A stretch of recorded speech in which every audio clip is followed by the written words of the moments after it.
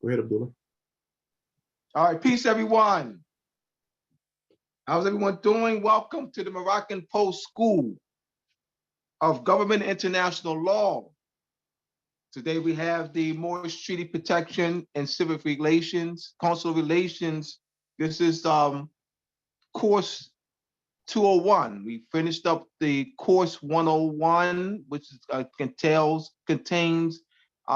of 9 sessions, and we're in the 3rd week of the the Moorish Treaty Protection and Consular Relations 201 course, and this is part 3 of the writ of Corwanto. Tonight we're going to deal with it. We're going to read a sample of a Corwanto, a writ of Corwanto.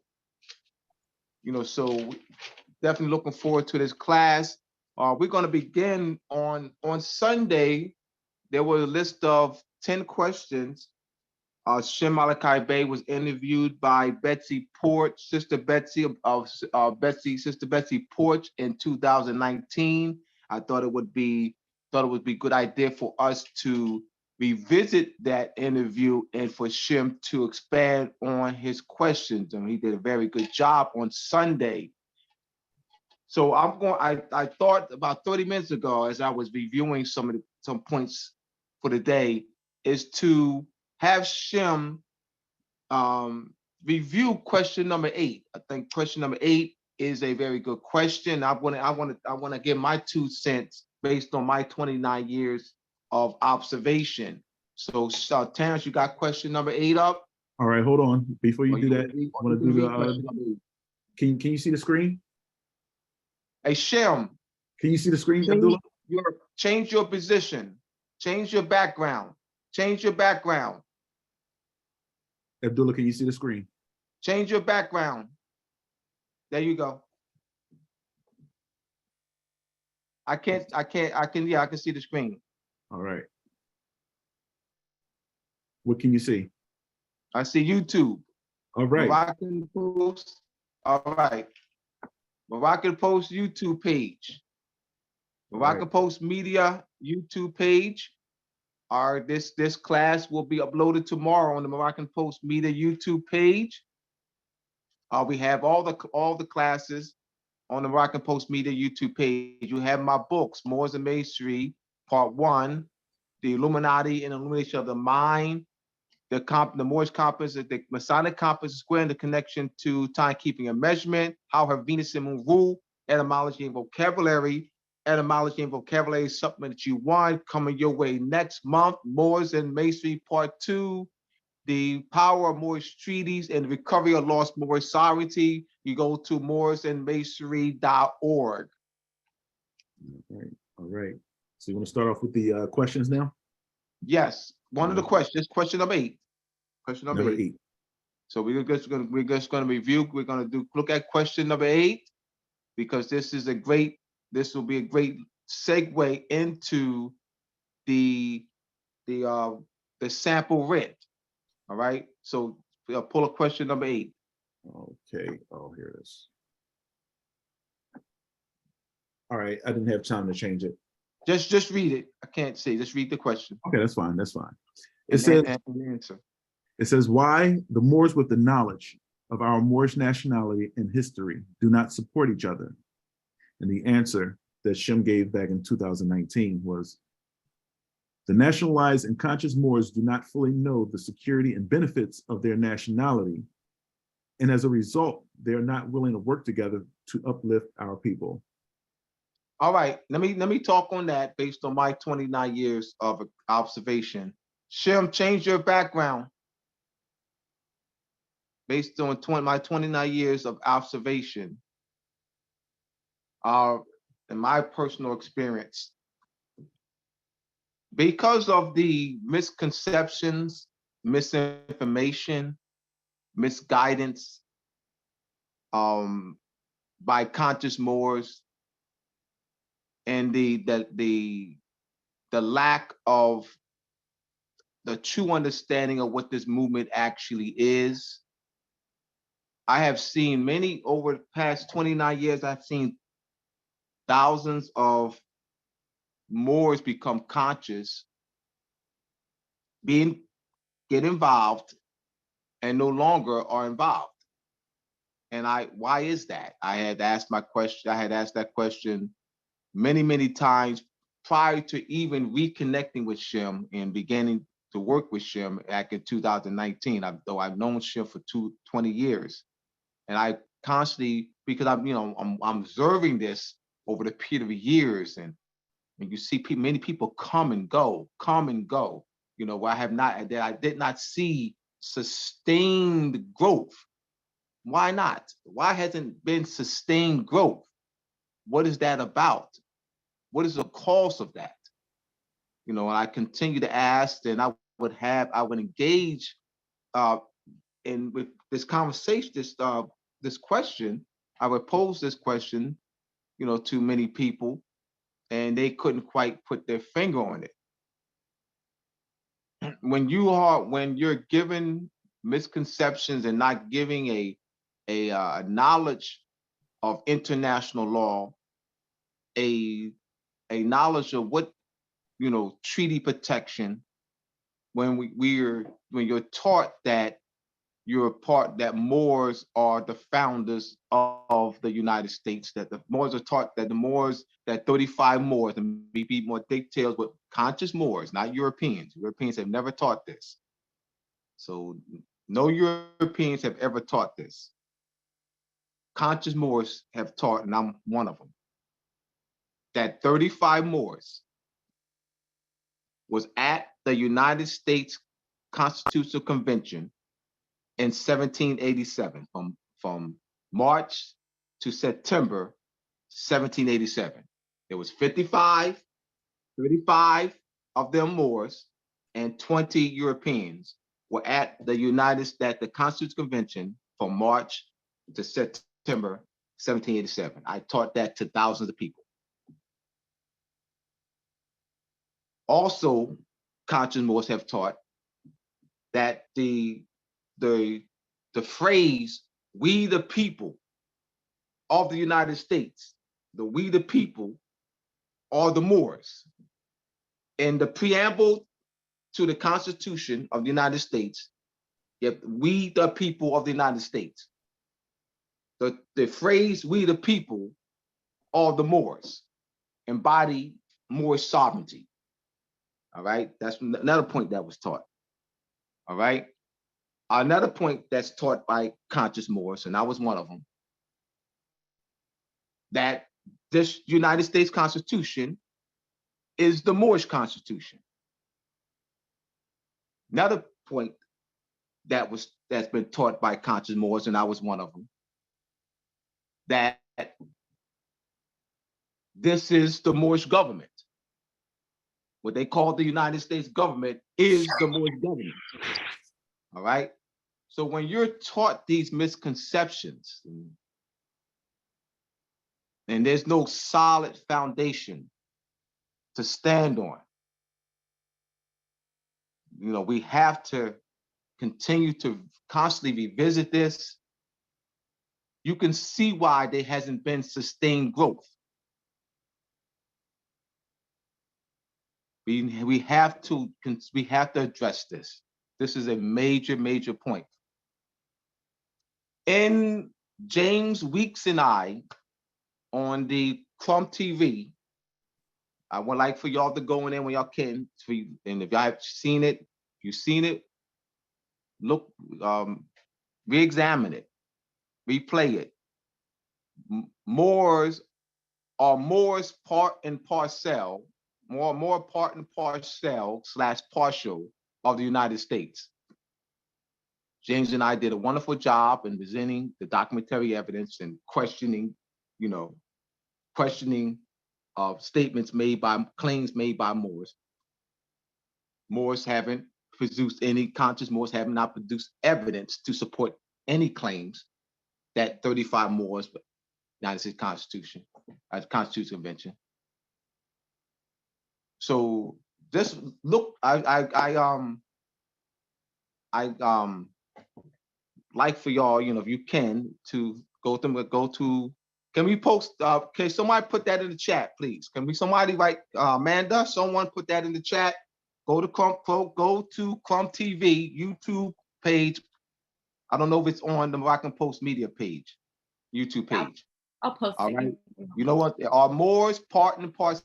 You just go to Crumb TV YouTube page, and then you put in, you know, Moors part and parcel of the United States, and that should come up, and you put that in the chat. Appreciate you. All right. So we're going to do a part 2. Terrence and I we're doing a part 2. I have a book coming out, not Moors and Macy part 2. Everybody knows Moors and Macy part 2 coming out next month.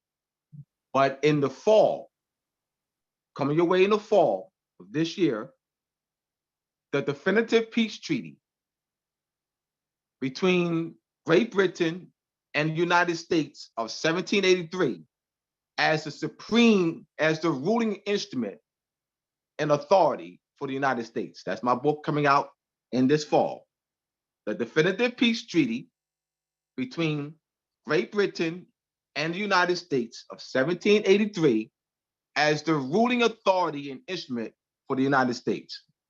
I'm going to have about 40 treaty cases in there, 40 treaty cases based off that treaty. Now I'm going to go very detailed. All right. So I'm excited about that book. I want to thank Shem Malachi Bey. It's because of him that I'm able to write a book of this magnitude.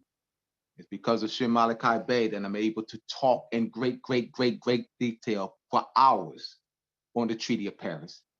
It's because of Shem Malachi Bey that I can reference case after case after case after case after case after case after case after case relative to the Treaty of Paris. I want to thank Shem Malachi Bey because I was caught trapped in misconceptions for 25 years, which is most of my adult life, from age 25 to age 50. Up until I reconnected with Shem Malachi Bey and began working with him in 2019, I was caught and trapped in misconceptions. So I want to thank Shem Malachi Bey for freeing me, all right, for liberating my mind and getting me out of misconceptions, which will allow me to aid him and aid others and aid all of us to expand this to millions of our people, all right, and also help and also to Europeans. All right, we must present a proper view of this movement. We cannot thrive in misconceptions. All right, so that's my 2 cents on question number 8. You, Shem, you want to give your 2 cents?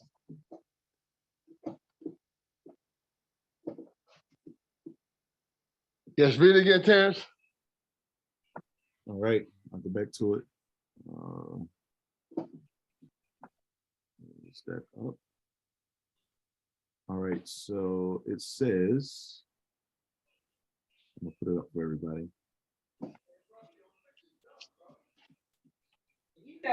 Okay. It's very, I don't know why I can't be seen though, Terrence. Why? What's going on that I'm not sure. This thing does so many updates. So you're gonna have to do a reading tonight. It's even smaller on my screen. So give me a second. All right.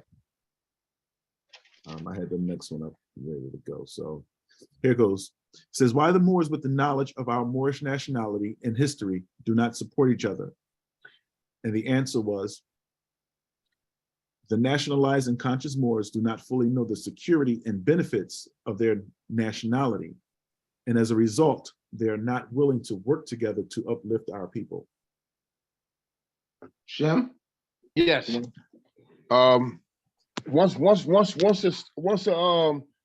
a story is told or information, education given out based not on facts and norms, what happened was you create what you call a paradigm of what?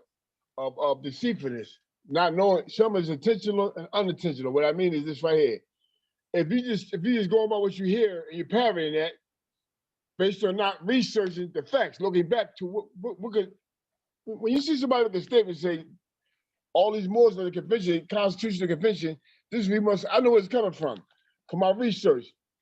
See, Thomas Jefferson, a lot of these leaders that was part, James Madison, Andrew Jackson, a lot of these men was considered as part of Moors pedigree.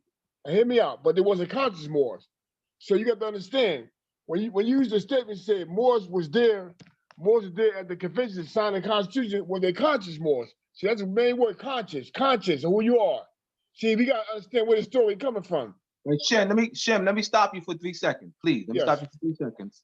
Yes. Whether they, all right, let's say they're conscious Moors. All right, let's say they're conscious Moors. Let's say conscious Moors were at the United States Constitutional Convention. Were they operating under Moorish authority and sovereignty?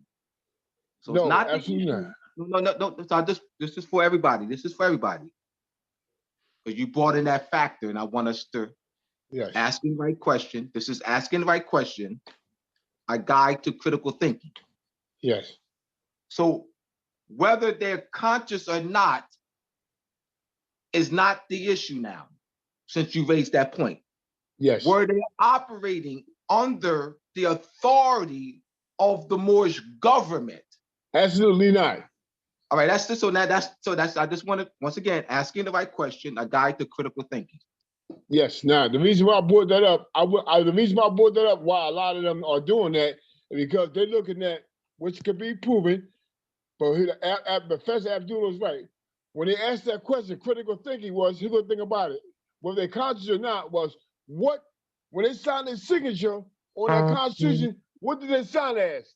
Representatives of what? A state, a political organization as a subject of the crown.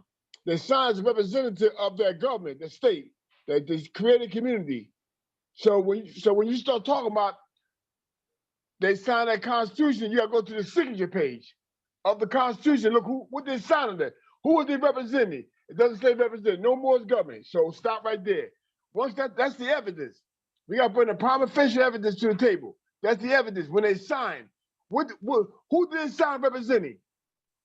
Look at the page and stop right there. When somebody talk to me, the reason why we have an argument with our reasoning, what makes it turn to a debate is when you trying to trick me into going by your philosophy, your opinion, no, your ideology. No, we're not going by that. I want the proof. Give me the signature page. Once you get the signature page, show me what they signed, who they represented when they signed. That's all I need to know. Who was they signed on behalf of who? When they signed that Constitution, who was they signed on behalf of? What ruling government they were signed of, representing? That's all you got to go to. You have to go no further. Answer me. If you can't answer that, it's over. The discussion is over because you don't know. You have to be learned.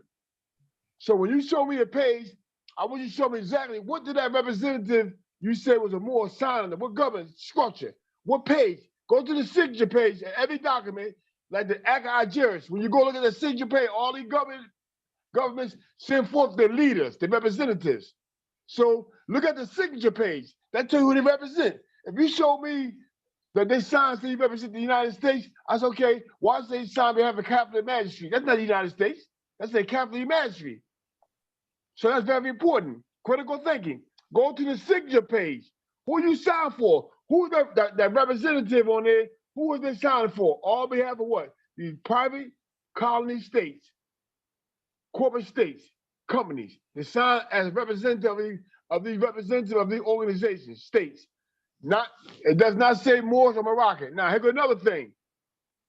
So we can nip this in the book. When Washington signed a treaty with the Magistrate of Morocco, okay, one thing is very important. When he signed a treaty with them, if there was Moors, right, they would have to sign a treaty with the Moroccan government, the Emperor of Morocco, because they're Moors. They already had established Moorish government. They was already recognized by the Emperor. As the Deys and Beys Khalis, they'd be representative. They was going to need to go to the Emperor for a treaty. They already represented Moors government power structure inside the Moroccan Empire. So it was going to need to go to the Emperor and sign a treaty. Why would a Moorish government go to the Emperor and sign a treaty and they're part of Morocco? Doesn't make any sense. See, these are critical thinkers. We got to write these down, y'all, because these are the facts. These are norms. These are principles. Go to the signature page of every contract and see who signed. If you say these Moors is represented the signers of the Constitution, where's their signature at on the page? What Moors government? Where's it at? Show it to me. Stop talking till you show it to me. You cannot raise that claim unless you can show me the proof documentation, the signature. Then you gotta say, what board's government, who's the officer, what's their name, and where they signed at. Go to the signature page, the last page. Who's they representing? Who is they representing? That's very important. Now, I want to get back to this. This is very important, so we can address this while we're here. Well, Article 6 is the only reason why we can stand. That's not true. Let me explain something to you. I'm gonna break this down. This is not Shem Malachi Bay. This is going back. The Lord proprietors had grants and patents from the Crown. The Crown had treaties. When the new Constitution was being drafted, the Lord proprietors hired the Esquires. Why? Because the Esquires work for the Lord proprietors and the Crown. They are delegated authority by the Crown. So their whole mission is to turn over all the allegiance, make sure everything's still in control of the Crown and the patents and the grant holders. So that's why when the Esquires wrote Article 6, they were protecting the interests of the Crown, the Lord proprietors, and all their allies. It's very important. That's why they made it. That's why they wrote it. Said it's the law of the land, and all the judges in every state shall be bound by that. What you mean? They make sure that's res judicata. That means that they wrote a self-determined clause. That's the decree in that Constitution. All judges shall obey. Now, why the Esquires wrote that? They turn over the allegiance of all the people and the representatives over to the Crown and the Lord proprietors. Why? Because when the Lord proprietors and the offspring of the Crown interest has been hurted or damaged, they go to that court and put that before the courts. And that courts, because of delegated authority by that government, they have to obey that treaty. So the courts are going to litigation based on what? The old British common law, contract law. So let me give them this, Shem. Society versus New Haven. Society of the Gospel of the Propagated Faith. That's versus right. New Haven, 18. Ecclesiastical body. Ecclesiastical. And this was one of the first cases that Shem gave us in 2019. And I clearly understand it now. The defense attorney for New Haven, representing New Haven, claim was that the Revolutionary War, and you'll read this in the case Society versus New Haven, that the Revolutionary War extinguished that the Society of the Propagated Gospel of the Propagated Faith did not have a right to claim as their society was chartered under the Crown, but because the defense attorney position was that the Revolutionary War extinguished pre-Revolutionary War rights and therefore extinguished the rights that society had under the charter, right? That the war extinguished that. That was faulty logic. The Supreme Court ruled, the United States Supreme Court ruled that the Revolutionary War did not extinguish pre-Revolutionary War rights.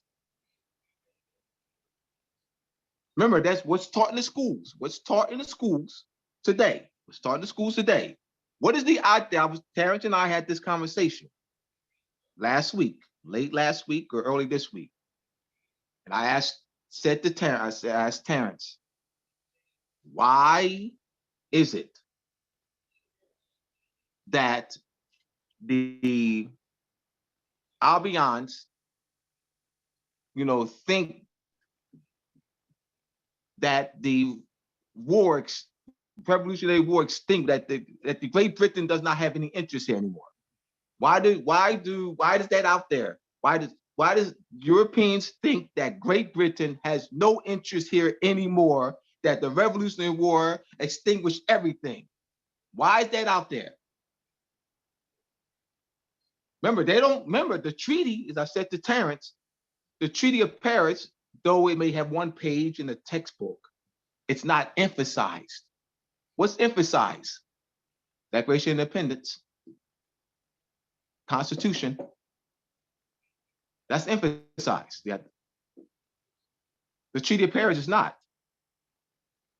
But the Treaty of Paris is the ruling instrument and authority for the United States. So a lot of Albions are not educated either. So once I saw the Treaty of Paris, the definitive peace treaty between Great Britain and the United States in 1783 as a center, because I used that as the center of my analysis. And I found more cases. So I got about 40 to 50 cases that I found. And I was like, wow. And I would send stuff to Terrence at 4 o'clock in the morning, 5 o'clock in the morning, 2 o'clock in the morning. And his wife said, does Abdullah ever sleep? Does Abdullah ever sleep? Because, you got to understand, please understand. When most of your adult life, you got to keep in mind, most of my adult life was in misconceptions. I taught this to thousands of people. So this is personal for me.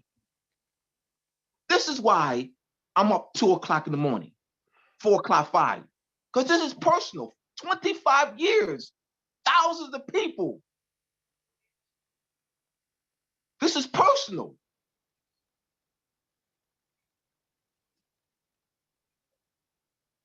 Go ahead, Shem.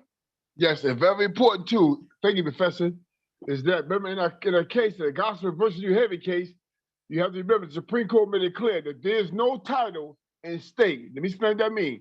There's no title to property of the United States only but what the United States entered to under that one body of government, the United States. In order to form the United States, they need to go back into the colony territory and form corporations, corporate states, private corporations. Now, when it's allowed to go back into colony territory, the property is already titled to the crown. So there was no title to any land. They was only allowed to use the land as a corporation, doing business and using the crown money. Remember, they had no money system. They had to borrow money from the crown. They also signed a treaty with France and Spain. So therefore, they became obligated as debtors to France and Spain. Also, they became debtors to the Middle Moors. On the 1778 treaty, the Moors, what they call Indians, changed. Remember we talk about linguists now. Etymology, they changed the name from Moor to Indian. Why is this going on? Because the United States is not held obligated. Because if it say the Little Moors, the United States are obligated. But by saying Indian, look at the Indian as being captured. Under maritime law, the Indian is considered captured. Under amnesty law, the Indian is considered captured and their property of the crown. So therefore, they'll look at the Indians with the status of being free, look at India as being subjects of the crown. So that's why India can bring their claim into the United States court. This is why Indian is part of the Bureau of Indian Affairs, because the Europeans, state of colonial power, was to go ahead and say, we Indian now. We got the consequentity now. We claim to be an Indian.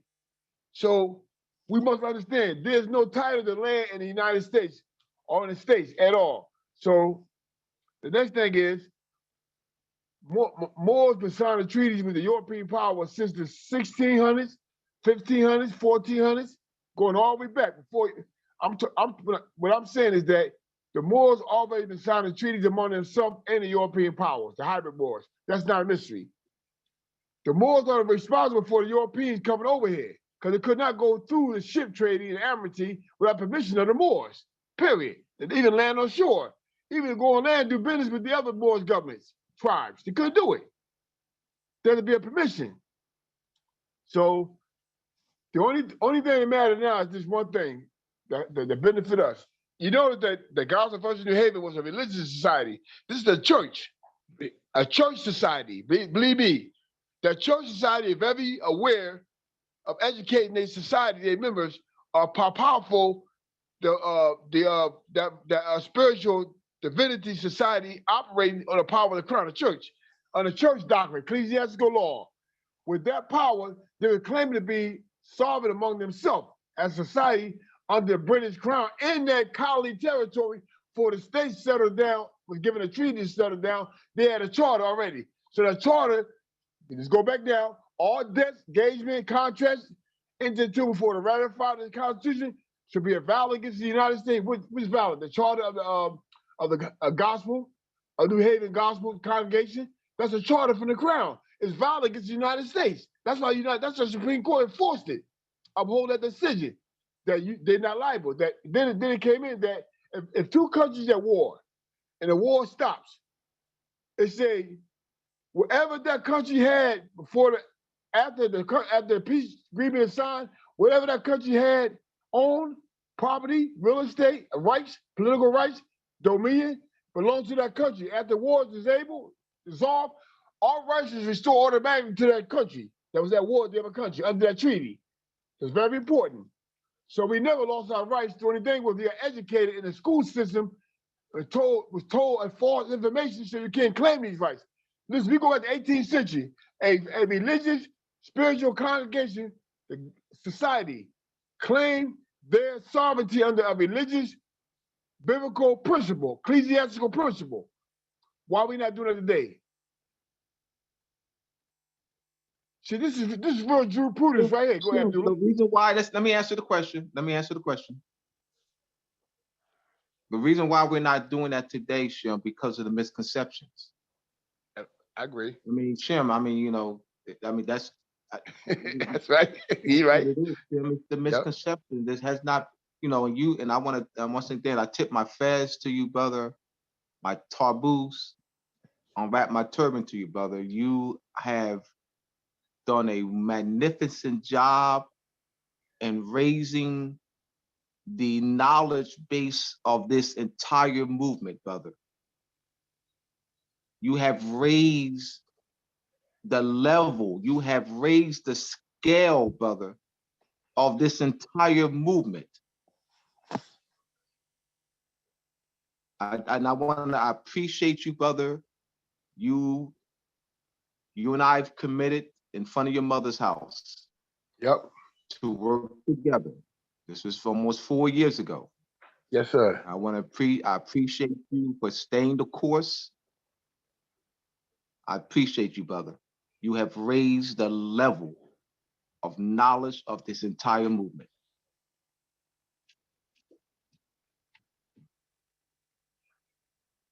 Remember, nobody can do nothing if they're divided. Nothing can be done by people if they're divided among themselves. They can never get nowhere. That's an ancient principle. If a house is divided or a kingdom divided or a nation divided, they cannot stand. If the people are divided against themselves on certain cultural principles, they ain't gonna make it. Not gonna survive. Now let's look at the New Haven case. Our congregation, ecclesiastical, spiritual, divine congregation, operating the gospel, on the gospel. Listen, these people claim that this real spirituality here. They claim to be separated from any government. They show spiritual. The crown grant them a charter to operate in the colony territory as a spiritual, separate ecclesiastical branch of government. And this is why I say when the Lord proprietors hire we the people in the Constitution, you know what that is? Esquires, the Lord proprietors. Because they're the only person that have power to give the esquires about the Constitution for who. And most of the representatives that was there signed on behalf of the states was esquires. They weren't the common people. They helped the people out. They represented, they were the true we the people. They represented the esquires. The people didn't know nothing. They were planners. They were workers, employees. There was nobody, commons. They were subjects. There was nobody. They had no knowledge about no Constitution. The crown, when he sit down with them, the crown sat down with a recognized, respected esquire. That's why the esquires wrote that. When they wrote it, they was instructed by the crown and the Lord proprietors to put that Article 60 there as what? Now the word article, judgment. That's a judgment. It's a red judicata judgment, self-executed, that any charter or any contract or treaty signed by that central government, that new corporate government that was given authority by the crown to operate in the jurisdiction of the crown, was given authority. They had to operate, the authority only go by what the charter said. I mean, that treaty. The treaty, the thing that authorized them to operate in the colony territory. Without that treaty, they had no authority. So that's why the Article 6 is put there. They signed treaties with the what? The indigenous people, the Aboriginal and Native Moors. That's with the Emperor of Morocco. They signed that. So therefore, they have to abide by the treaties. I'm gonna show you an example. When the Southern states walked out to Congress, you know what happened? The Congress signed died. They breached what? The national constitution. They breached what? The contract. They impaired the obligations of that contract. What you mean? They were saying we no longer are United States a part of the new government erected, but you're not allowed to trade anymore. You're not allowed to go in and out of the ports anymore because you violate the treaty law. You renege on the contract that authorized you to go into the colony territories or in somebody's foreign land to operate a corporation. Once they walk out, Lincoln said what? You cannot export, import, or no longer freely move around, exchange, do commerce in these colony territories. Why? Based on the treaty. Lincoln was upholding the treaty clause. That's why he declared martial law, war powers. What do you mean war powers? He declared the war powers act, and if these are SB working for the crown, he declared that you are an enemy of what?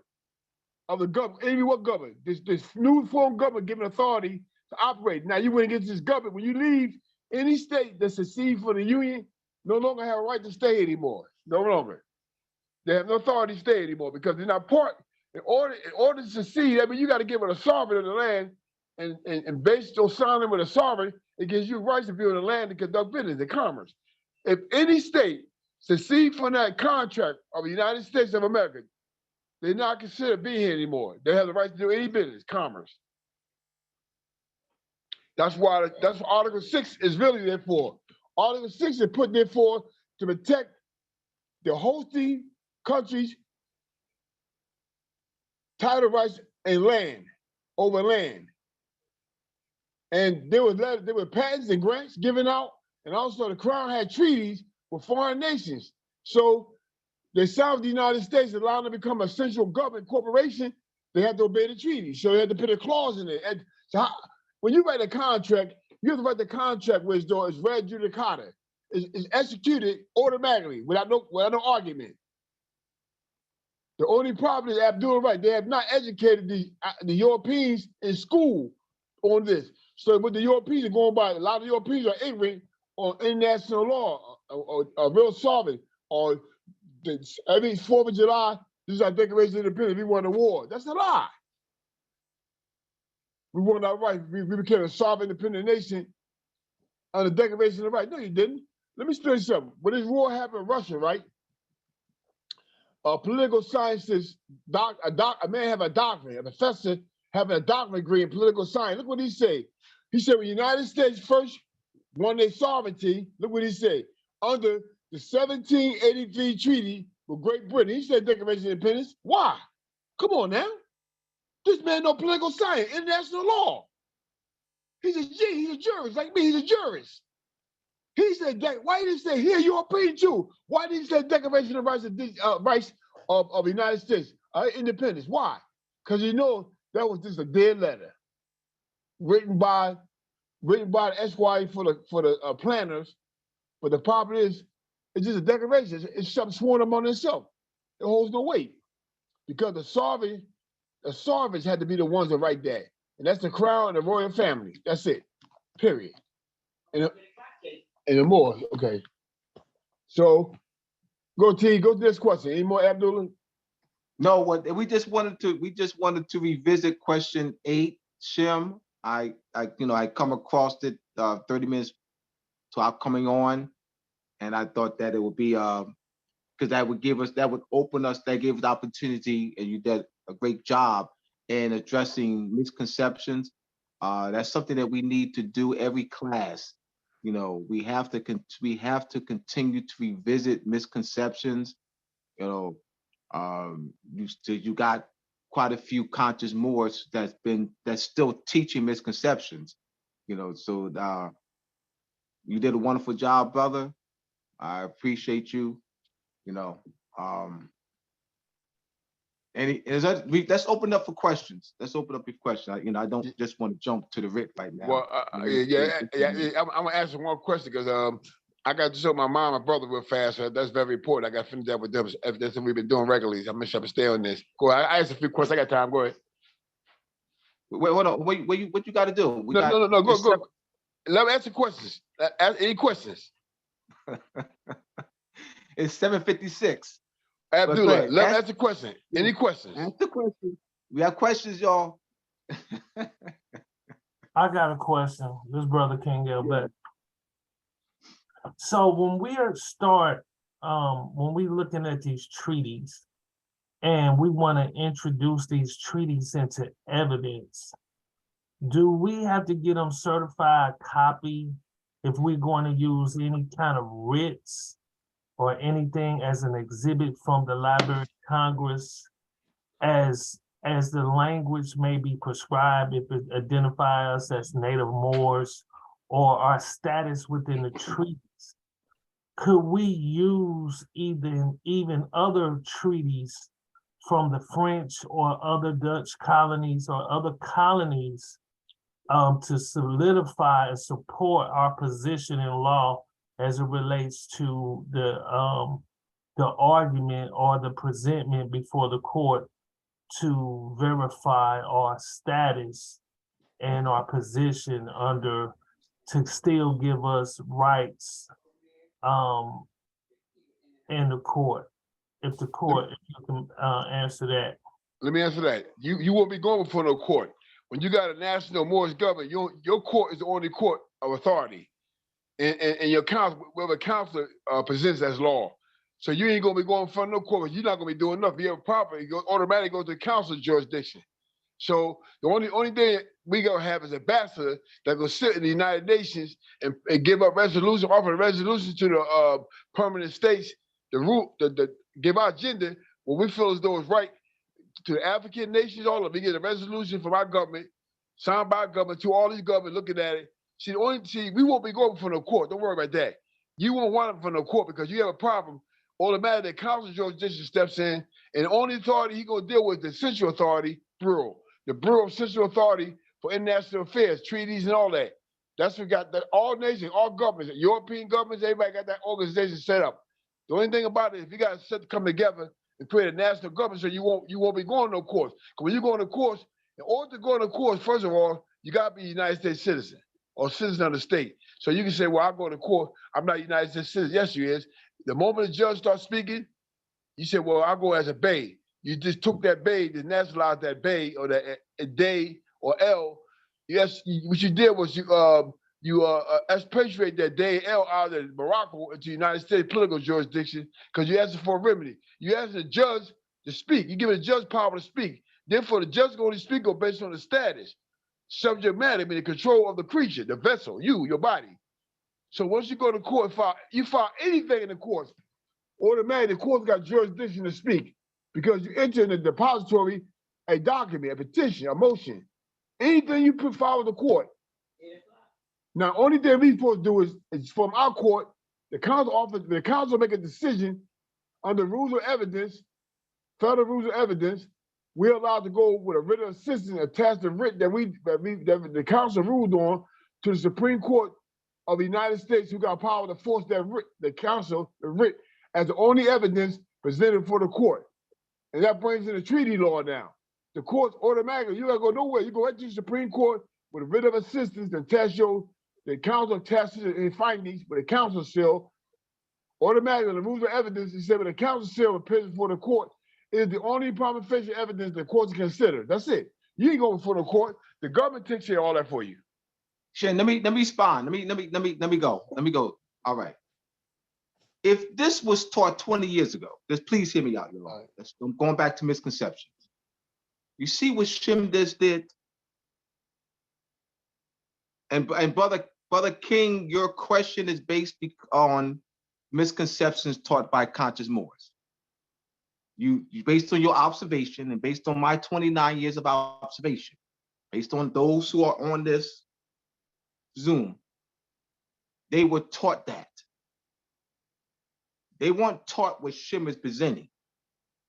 If this was taught 20 years ago, where will we be?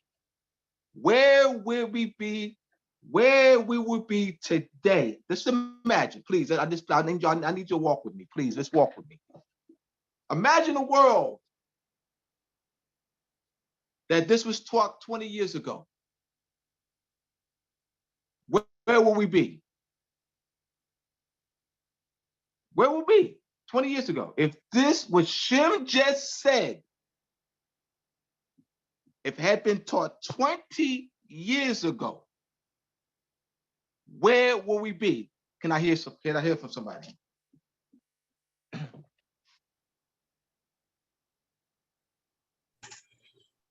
Abdullah, We would Sheehan had his hand up, and I wanted to hear his question as well.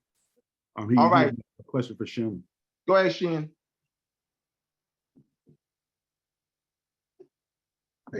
peace, brothers and sisters, peace. I had a question from the ecclesiastical perspective or the principles. Now, if we have our people in the various synagogues, mosques, etc., and we don't see the remedy because we don't have government structure. So even with the basis and the principles from the different creeds, whether it be from the mosque or the synagogue, are people with the right mindset, would they be able to move? No. No. Let me answer that. No. That's not ecclesiastical. So let's you said the word. And once you say a word, then let's analyze what ecclesiastical is. There's no ecclesiastical, and Yannick and I had this discussion yesterday. He said ecclesiastical. I stopped him as I'm stopping you. And let's analyze that. If they have a 501c3, thank you for Sheen. Thank you, Sheen. So it gives me opportunity to open this up. No 501, no ecclesiastical will answer to a ecclesiastical. You're talking about a sovereign body, not subordinate under any earthly power. Now we're talking sovereignty, meaning not subordinate under any earthly authority, so that you're not chartered, you're not answering to any state, California state, New Jersey, New York state, South Carolina state, Florida state. You're not chartered by them. You're a creature of the law. If you're chartered, that means it's not ecclesiastical. That's a creature of New York, Kansas, South Carolina. That's not ecclesiastical. They're answering to the regulate up to the states. That's not, we must understand what ecclesiastical is. I mean that the members are citizens of the United States. Their members are citizens of the United States or subjects of the United States. They're residents of the states. They're not, that's meaning their members got to answer to the states. That's not ecclesiastical. They're not under the protection of they're not under the protection of that body. That's not ecclesiastical. Shem, can you elaborate, please? I don't even see Shem on. Looks like he dropped off. All right, because I was in a conversation because we thought we must understand words. We must understand words. And I was in a conversation this weekend, Saturday. I was in McDonald's, and somebody, I got a call to talk to a brother. And the claim was that the brothers in Arkansas, the claim was that the brother has a trust, and I asked him what is this that he's looking to change his status, and I said from what to what? He said from slave to sovereign. I said hold on. So once you say a word to me, I'm gonna analyze the word. That's what the word is. You said sovereign. So I said, oh, so you're saying, so you're a king? You're a king? You're empress? Emperor? You're a caliph? You said sovereign. So you got your own.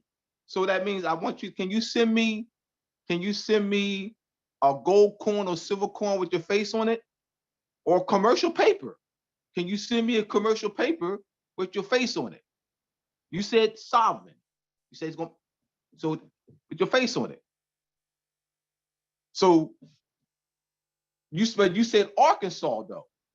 You said that it's going to, but then you're not that. Then that wouldn't. That's not sovereign. If you got an answer to the state, then you're not. That's not. Sovereign is that you're not subordinate under any earthly authority. You are not subordinate under any earthly authority. What's going on? People don't have the knowledge of words. They don't have the knowledge of words. They don't have the knowledge of political science. They don't have the knowledge of ancient ecclesiastical law. They don't have the knowledge of seership, the seer, and how they don't have that knowledge. So because of the misconceptions, things will change for us as we increase our knowledge. This is why we're having these classes. This is why I reconnected with Shem and agreed to work with him. I don't know of it. All right. I want y'all to go back. Let's look back. How did things change for the Albanians in Europe? Remember, that's during the 600s. There's a book called Dirt. And in the book Dirt, they chronicle, how filthy the Europeans were. And they taught as a piety. Remember, this was taught as piety. To stink was an act of piety. To not bathe was an act of piety. I'm talking real talk. So under the Visigoths, this was, so bathe once a month, once a year, every 5 years. So what did we do? Why was hygiene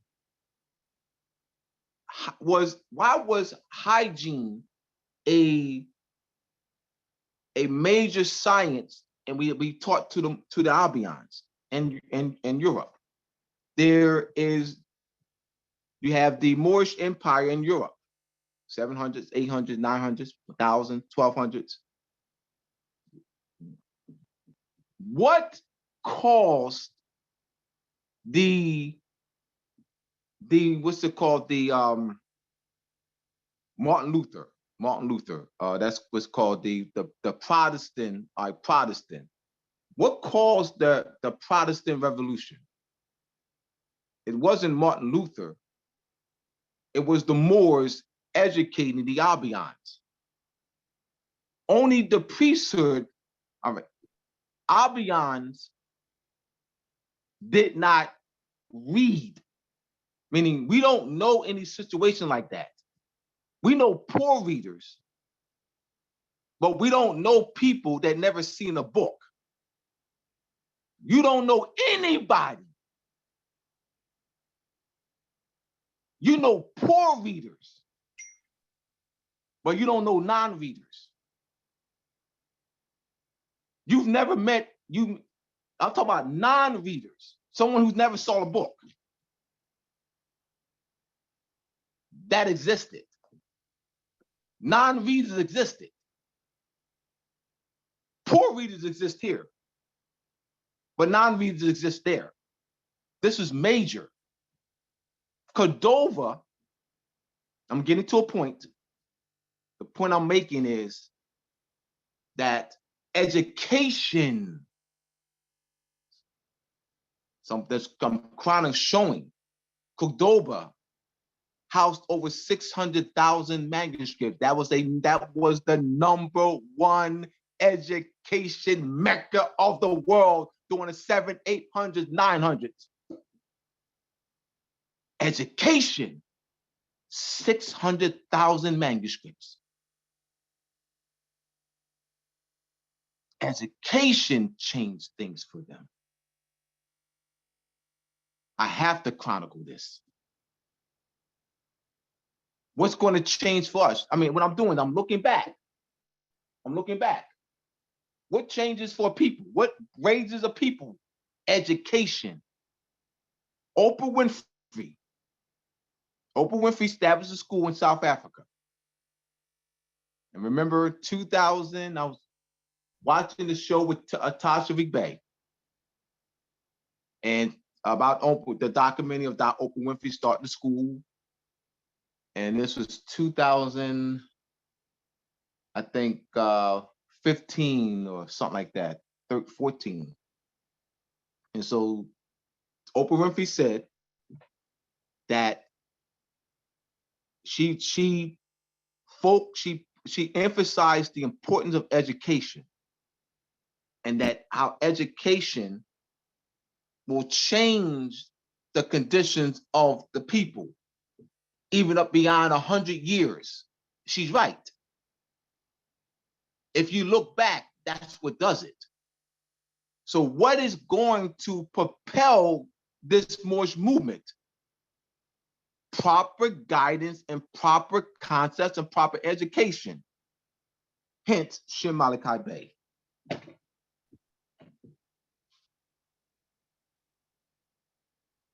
This is why we're doing what we're doing. If you got another way, you have to show me. You can't say to me that, Abdullah, there's another way. That means you got to give me a way that has already been done. You can't give me a way that you just came up with, because you don't know that. You don't know that. So you can't give anyone a way that you just came up with last night, because that's not well settled. You can't tell me, Abdullah, you don't know what you're talking about, when I'm looking back, and then say, well, this is a way, when you've never done it. That's not well settled. What I'm saying is well settled. I'm looking back. Education is the way. Education brings.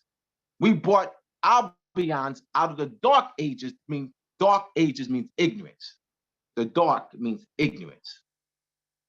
We raised them, they were raised out of the dark ages.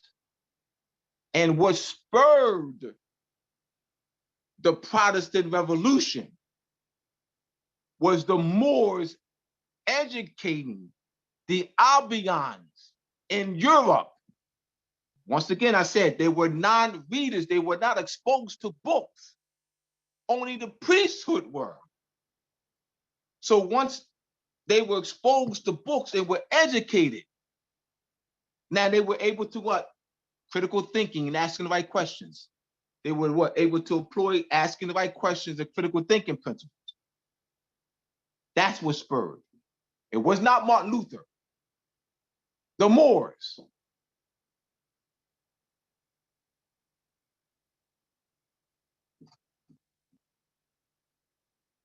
That's asking the right questions, that guide to critical thinking. This is the 8th edition. Thank you, Terrence. Any questions? I got another question. Yes, we my can man. clear up these misconceptions. Some assume that the church, if we are Moors, could we claim the Quran under ecclesiastical law and stand on the treaty and say that we are descendants of these individuals, so we resurrect a body politic under religion, under the Quran, and say that we're going to stand on that to raise us up and give us back some semblance of sovereignty? You said my question to you is, why not stand on the treaties? Because we can stand on the treaties, right? Right. But the provisional government is not there. There's nothing there, a central body that's have been established yet. There's nothing that we can run to for our safety. You're talking about this moment. I'm not disagreeing with you. All right, let me get the floor. This second, as we speak, you're correct. What about a year from now? All right, I hear what you're saying, brother. Please me, because I know you wanted 100 years ago. I got it. You wanted 100 years ago. I got you. I'm saying to you, what about a year from now? Why don't let's put all our marbles in. Let's put our resources, study resources, energy, time into this. So a year or two from now, that can be able to aid millions of our people. I'm not disputing with you with that. You say, because you're talking now. But what about a year from now? It can only happen a year or two from now if we put in the time, the resources. It won't happen if we don't do it. It won't happen. King, I appreciate you, brother.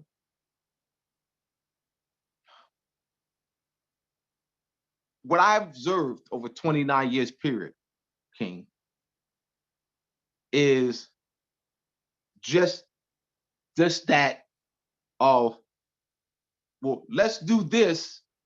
Like you want to do a stopgap measure. I don't agree with that. I don't agree with stopgaps. Like, so that means that we're going to put our energy, we're going to divert energy from this and then put energy in stopgap measures, which would mean that, which would not lead to protection, the recovery of lost moral sovereignty. The stopgap measures doesn't put us in the direction of bringing the Moroccan Empire out of a 200-year period of extinction, dismemberment, collapse. The stopgap measures doesn't lead us to pushing for post-millennium reversion to sovereignty. The stopgap measure doesn't push us to re-entering the international community as an old and original state under the reversion of sovereignty. The stopgap measure doesn't push us to reestablishing diplomacy with the treaty nations, of which our ancestors established treaties with England and France, Sardinia, Switzerland, Sweden, Netherlands, the Dutch Republic during the 15 to 1600s. And I hear you, King, and I appreciate that. I appreciate the question because it gave me an opportunity to open it up. I hear a lot of Moors when Shem Malachi Bey, doing our classes, and Terrence can bear witness. Terrence can give me an hallelujah. Amen. Bye. During our classes, the Academy of Providence, during 2020 and 2021, as Shem brought forth and emphasize government structure. A lot of the students, they wanted stopgap measures. They wanted, and they stopgap measures. They kept bringing stop because they were once again, because they heard people, conscious Moors on videos, YouTube and stuff, and they didn't hear the Shem Malachi Bay ring. This was a new ring to them. The Shem Malachi Bay, it was a new ring. He's talking government structure, man. And they didn't hit, this was like, yeah, but stopgap, they've been heard stopgap measures and stuff from conscious Moors. And what I'm saying to you, King, this is catching on. Terrence can give me an Amen Ra and an Hallelujah. This is catching on. Hear me out. I'm not done. There are Moorish body politics who have taken some of what we've taught and they've been teaching it and pushing it. They have cock, but the point is they have taken some of their lessons. King, this is catching on. This is catching on, brother. You got to understand my perspective. I was with Shem from the beginning. I told Shem 4 years ago in front of another house that this would happen. This is catching on. We are connecting with people. We're connecting with people. That's all right. King, I want you to watch us. I want y'all to watch us on Moroccan Post on Moroccan Post on Crumb TV, the fourth Sunday of the month. Yannick will be on. Yannick and Quasi and Gary are heading the Southwest region, the Moorish Southwest Region Civic Association that constitutes 11 states. I'm heading the Northeast region. I have my Masonic connection. I've been teaching for 2 years. Why Sirius is who's on. Is heading the Southwest region. We will be on a week and a half from now, giving our presentation. This is my Masonic connection is on right now. It just came on. El Kanan. We will be giving our presentation and the structure. This is a nationwide network of 4 regions. This is catching on. This is catching on.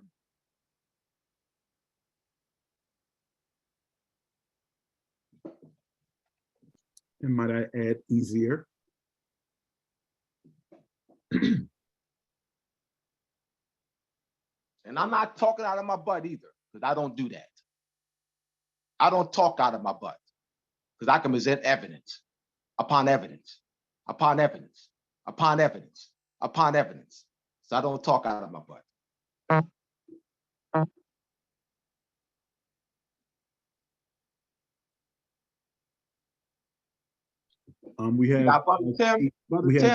We have TM Bay.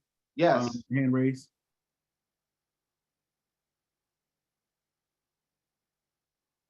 Islam Morris. Just got a question on the heels of what the brother was speaking of in terms of ecclesiastical. Is there any law above man's law? Yes. Yes. Okay. All right. Yes. So let me answer the question. Let me finish Right. the question first. I thought you were finished. I needed that answer in order to move to the second part of it. Yeah, but the yes is not good enough. Yes is not good enough. Okay. All right. So I just want to extend that further. So what you're saying then is God's law is above man's law. I didn't say that. Huh? I I'm didn't say saying. that. No, I'm no, I didn't say asking. that. So I'm no, asking you. no. So no. I didn't say Ooh, that. okay. No, brother, I didn't say that. I didn't say you said that. I'm No, but asking. no. All right, brother, you said what you're saying is, so hear me out, brother. Hear me out. Yeah. This is what you said. Asking the right question, a guide to critical thinking. You said what you're saying is that God's law, that's what you, is above man's law. I said, no, I didn't say that. I didn't say you said it. No, but hear me out once again. Okay. Let's freeze frame with your statement. You said what you're saying is, that's what you said. What you're saying is, so you need to define for me what you mean by what you're saying is. All right. Okay. I'm not getting on you, brother. The conclusion, I got you. Long. Okay. So, okay, This is maybe for I everybody. jumped to, This maybe I is jumped to a grammar. conclusion. This is grammar. This is critical thinking. This is grammar. Correct. This is is semantics. This is critical thinking. I'm using all of it. I am combining grammar, etymology, semantics, epistemology, critical thinking. I am combining all that and analyzing. We have to do it. We have to do it. I am demonstrating what we need to do all the time. Okay. All right. I got you, my brother. So the laws of nature, are the laws of nature higher than man-made law? Yes. Okay. Is the laws of nature guided? There's something higher than the laws of nature. All right. That's not the highest. Laws of nature is not the highest. All right. And then maybe you can explain to me what is. Well, that's what I was saying, you know, when you asked me about, that's what, yes. So let me explain. The divine law is higher than the laws of nature. The laws of nature you can observe. You can observe the laws of nature. Divine law is invisible. That's the unseen world. Let me explain further, please, because I can break it down, but break it down. You have a seed, and you say, well, the plant starts with a seed. No, it doesn't. I know that's taught. I know that's taught. People teach that all over the world, but they're incorrect. They say start. It says the plant or that tree started with the seed. I disagree. The plant or tree started with a genetic code from the unseen world. The seed embodies a geometrical code from the unseen world, the invisible world. It starts with the invisible world or unseen world. When you're talking seed, that's nature, but that's not where it starts. This is very, very, very important because they got us trapped into that's where it starts. It doesn't start there. It starts with the unseen world. The Masonic, the compass and square. Thank you for, I appreciate you, brother, because you allowed me to open this up. The compass and square with that G stands for geometry. Geometry is used to unlock the code of creation. So you studying the unseen world because it has a genetic code. All right. You have what's called, you have a gyrosphere, right? All right. It moves so fast that it seems to be motionless. All right. And it takes, when it slows down, you now can see it. It appears to be invisible because it's moving so fast. When it slows down, it takes form. That's what you have. So geometry is used. Geometry is the doorway to the unseen world, because it's that when you see the geometrical shape, that is just the manifestation of the unseen world. This is very important. They don't want us to know this. Islam. So can you define for me then what is your definition of divine? You said that, let's take it back. You said that higher than nature's law is divine law. Yes, So absolutely. define divine for me. All right. I demonstrated it. I demonstrated it to you already. I demonstrated it to you. I mean, my demonstration is very, all right. My demonstration or my explanation to you, remember I gave these examples. You said unseen world. All right.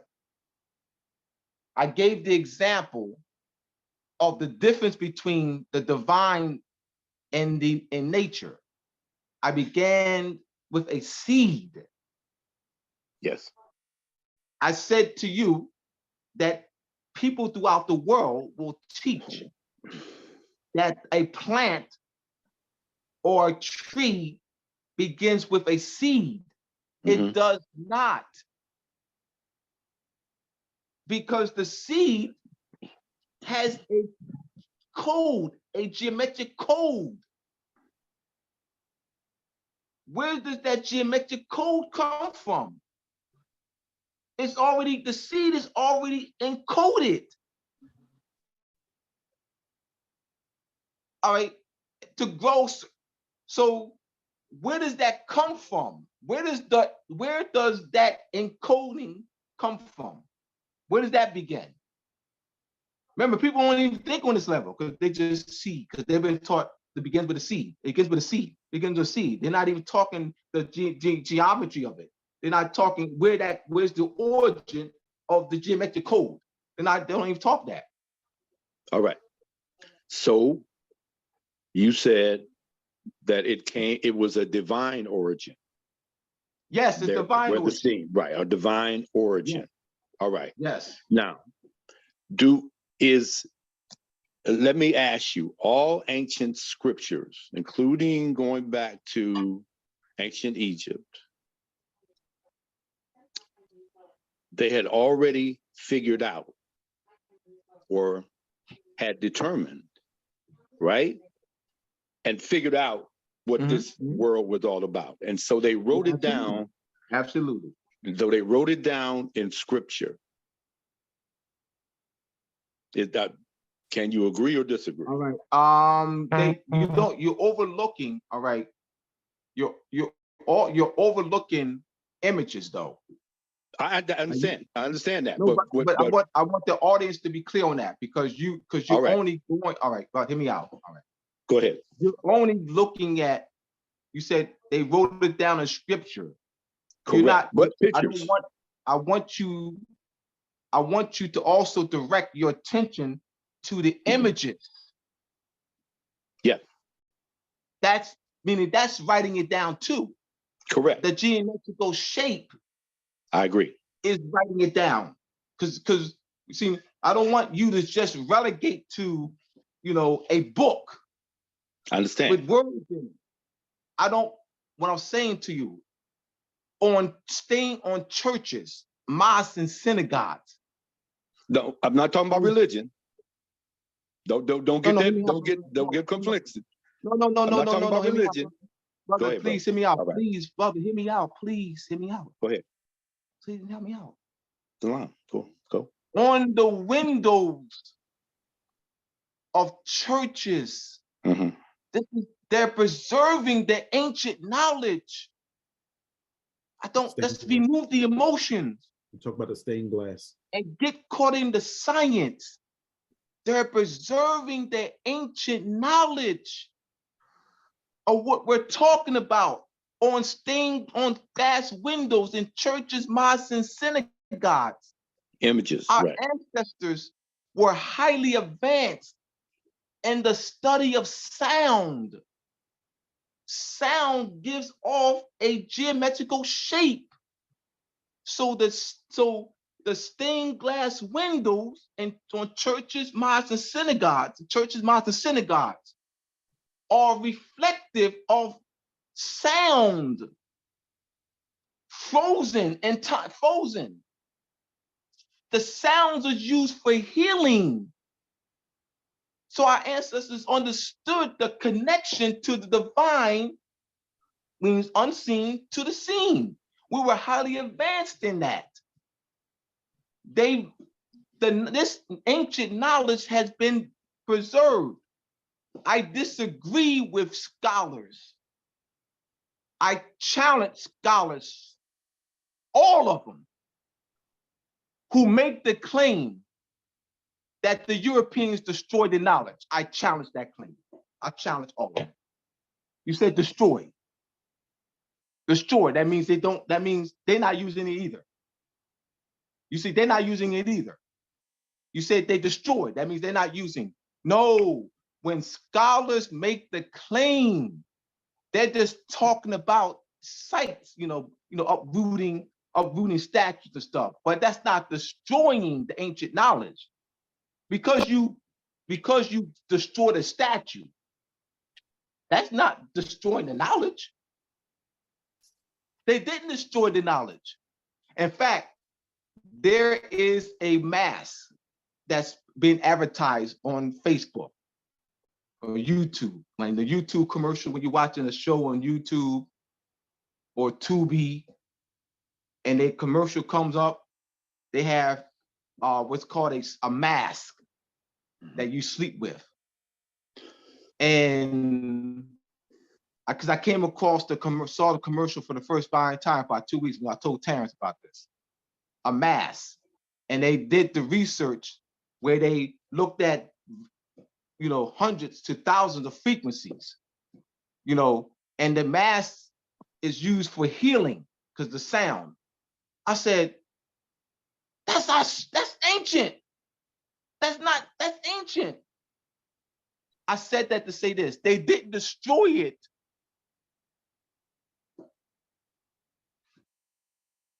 Islam. It can't be destroyed. No, saying they didn't, because they're using it. Islam. They have to. There's no way around it.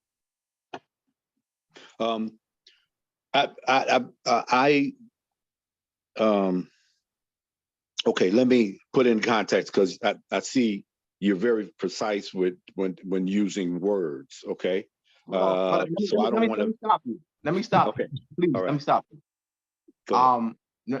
Abdullah, I see that you were very precise in using words, and one day, Abdullah, I want to get to where you are, where I can become precise in using words. So I don't want you to present my being precise in using words as something. No, I would hope that you would embrace and begin to learn how to do it yourself. Islam, no problem. Yep, I got you on that. All right. I'm just analyzing everything you're saying, brother. This is for everybody. I understand. Yeah, absolutely. I'm not offended at all, brother. I'm not offended at all. The right question, the guy for critical thinking. Right.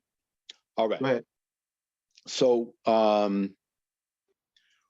let me explain what I mean by written down. I know that the one thing that I say about that I can tell about a good teacher is that they can use words that draw images in your mind, right? So if their precision with words actually draws images into a person's mind, because it is the image that sticks in the mind of the person more so than the words, because now you can express the images with words. So that's my, and you're a good teacher, and that's why I say your precision with words. All right. So when I say it was written down for future reference for those who might come along, we know that history is repetitious. The material world is dual. So let me ask you the next question. Well, we got somebody's hand up, brother. So we got somebody's hand up. So we got to go because you already asked about 5 or 6 of them. Okay, so all right. All right, Okay. Alex. So Alex. before we bring Alex on, we'll go to we'll go to 9 o'clock, and then we'll get into the asking the right questions. All right, yes. All right then, because we were supposed to do the Oriental sample, so we'll do that when next time. We'll do it next time. We good. Alex G, you have the floor. Yes, sir. Hi, guys. A very interesting discussion. I was wondering about how your discussions about all the ancient cultures, recognizing, you know, these ancient symbols and these ancient realities. I was wondering, in your opinion, how that relates to the thinking of Carl Jung about archetypalism. I know who Carl Jung is, and what's the term? Archetypalism. Oh, yes. All right. Yeah, I can explain it if you want. Yeah, go ahead. But not can. Yes, I think I have an idea. Go ahead. Yeah. So the Jung's idea about archetypalism is that like there exist myths that transcend the particularities of culture.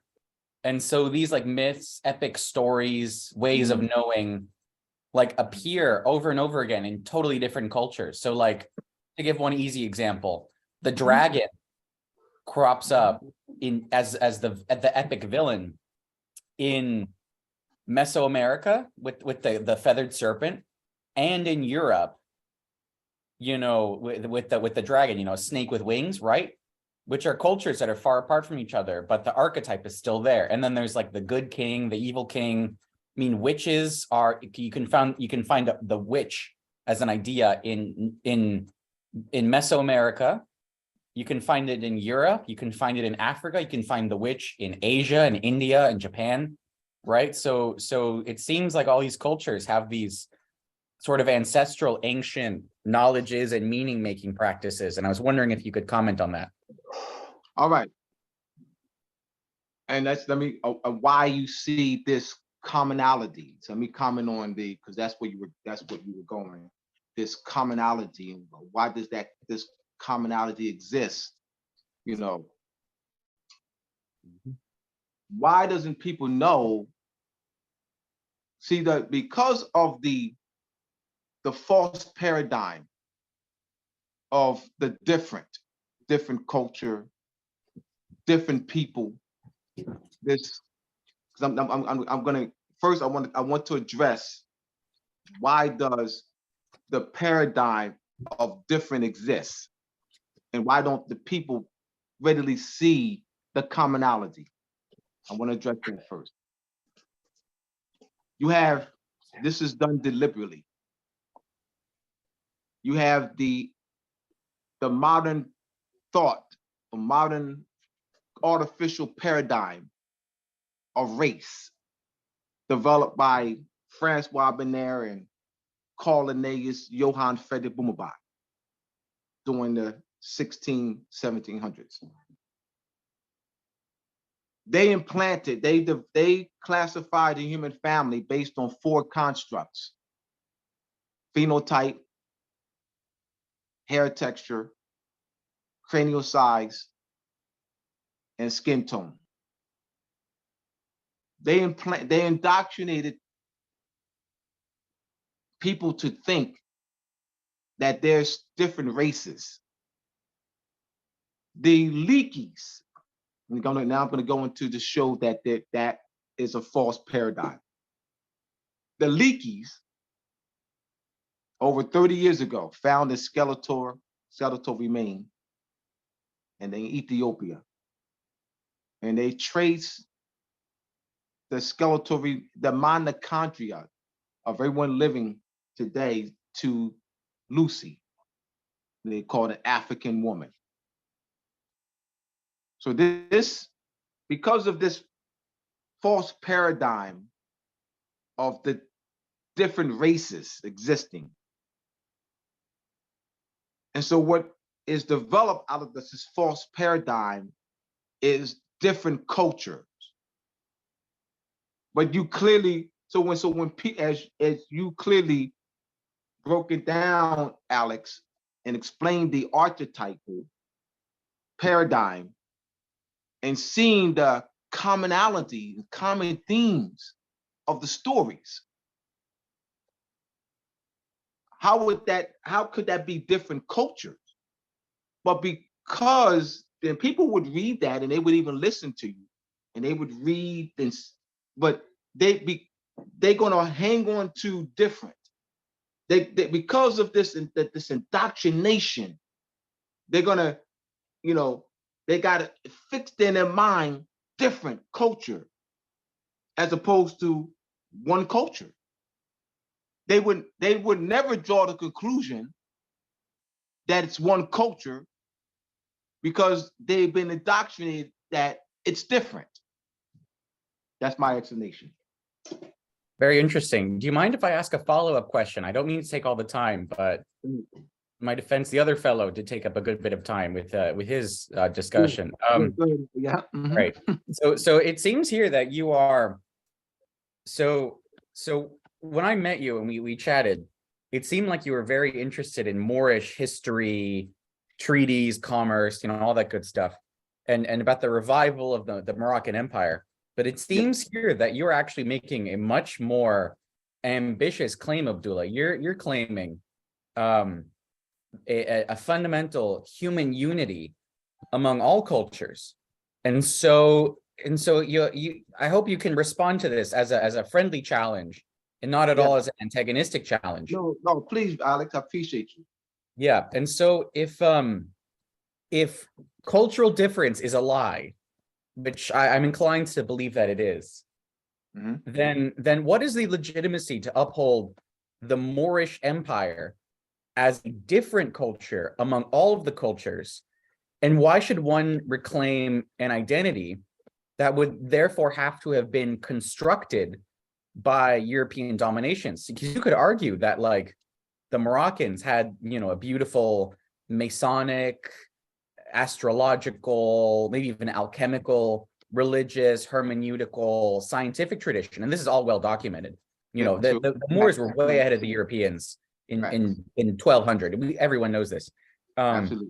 And so perhaps instead, and tell me if you disagree here, it seems like part of where you want to go a little bit is to reclaim a kind of universal global tradition using the reclamation of Moorish sovereignty as a kind of entry point into dispelling myths produced by modern European empires in order to divide and subjugate people. So that's kind of like a friendly challenge. No, you know what, man?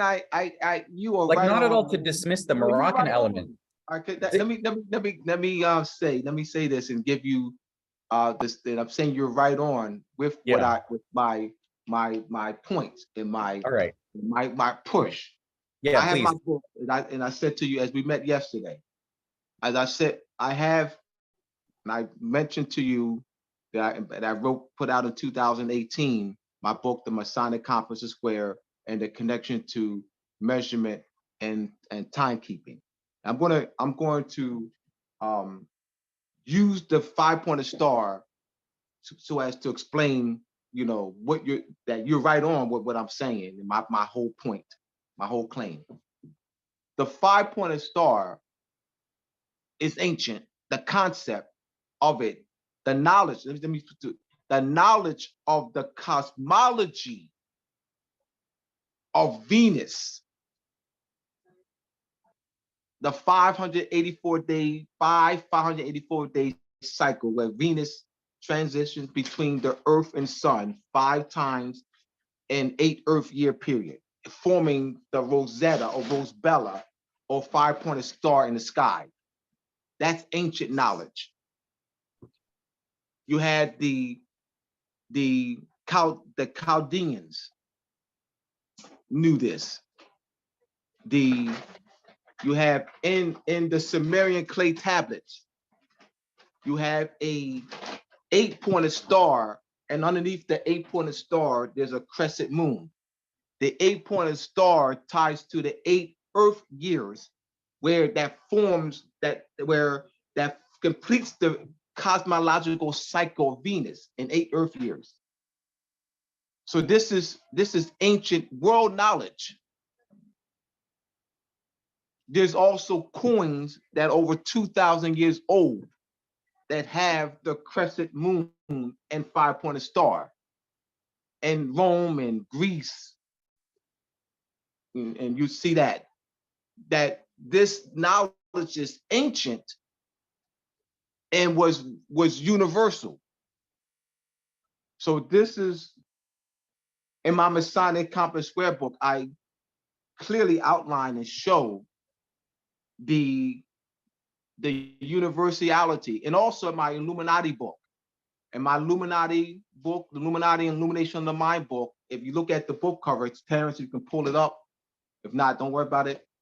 And you look at the book cover, and what I show is the different imagery. You have the pine cone, I have the dragon, the pine cone, I have the Uraeus, I have the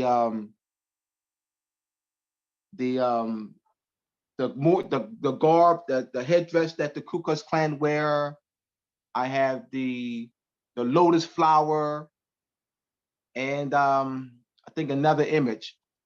And I have that formed in a circle, as you see that. Thank you. The fleur de lis, the ogar, the elephant, the ogre or cyclops, the all-seeing eye, the unicorn, all right, the eye of Haru. And so what does this mean? And I have it surrounding, in the center, I have the pineal gland. Now, the masses of people throughout the world will say that this is a different culture. Like all of these represent different culture. What I'm showing here through imagery, that it does not. So you are spot on with me, Alex. That's exactly. And you can actually see this through my works. Gotcha. Very interesting. I could ask you more questions, but I don't want to monopolize the time. Yeah. Anybody have another question? Not really a question, but a statement. So we talked about the question that you asked, and I need you to ask it in full so that I can go ahead and apply the meaning behind it. So I want to give you a concept, or I want to give you some facts. But ask the question one more time that you asked. You asked the question about witches, and you said something else. I can't remember exactly what it was. Yeah. Go ahead, Alex. Yeah, okay. So I brought up 2 archetypes in particular: the witch and the dragon. And the dragon. Great. I forgot what the other one was. It was dragon. Yeah. All right. And I need just to write it. Well, I guess I don't need to write it down. So first of all, let's go to the dragon. Both the witch and the dragon are talking about people. When you hear the concept of the witch and the dragon, not necessarily together, but as far as the witch, let's talk about the witch. The first time that well, I'm going to use the words Albion. We consider Europeans for the definition to say the first time seeing African culture. In African culture, there was always OB, a wise person or oracle, however you want to call it. This was the wise person in the village.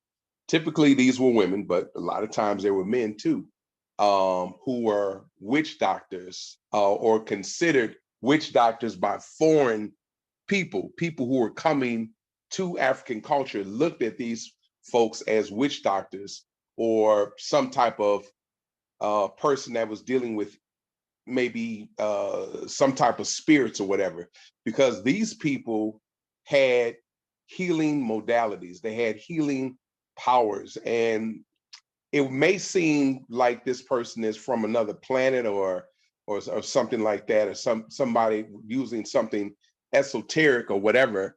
But the fact of the matter is, these I guess you can consider ancient people, but these were Moors dealing with herbs and being able to cure sicknesses. So today we could do common cold or the flu, we knock that out in a week. You know what I'm saying? Maybe 2 weeks. But the fact of the matter is, when you're seeing somebody and you're looking at a different race or culture of people, you can't imagine that these people are able to, cure somebody with something that was considered, man, you die. If you had the flu back in the 1600s or so, 1400s, you were gone. That was it. If you had something that was very crucial. And when you look at the herbs that doctors are still finding out today, they're like, these herbs are herbs that are healing herbs. And this is just giving the very basic definition. This comes from Moorish culture, and it's dealing with herbs and even being able to go into the spirit world to be able to push away or take a type of mindset or spirit away from a person. So that was considered voodoo, and still considered in some parts of the world today as voodoo or witch doctoring. So that's the thing of the witch, but also these people who were considered witches are called witches. They use the stars, they use the planets, they use astrology in order to map and to find things out. So even that was considered witchcraft. What we're talking about now, if Abdullah was going back in time about another 400 years, then he would be considered, in 1622, he would be considered a witch doctor because he's using astrology. Or if somebody's dealing with herbs, they would be considered a witch doctor because they're using astrology, or they're using, and not just astrology, but they're using herbs. They're using something that is foreign. Or masonry, right? That's the whole point of Abdullah's book. It is masonry. It is. It's an aspect of it. A lot of times we look at masonry as the totality of one whole subject, but it's just a small piece of sand in the culture of Moorish culture. So that's a whole topic in and of itself. But just giving the basic thing, the ability to be able to take a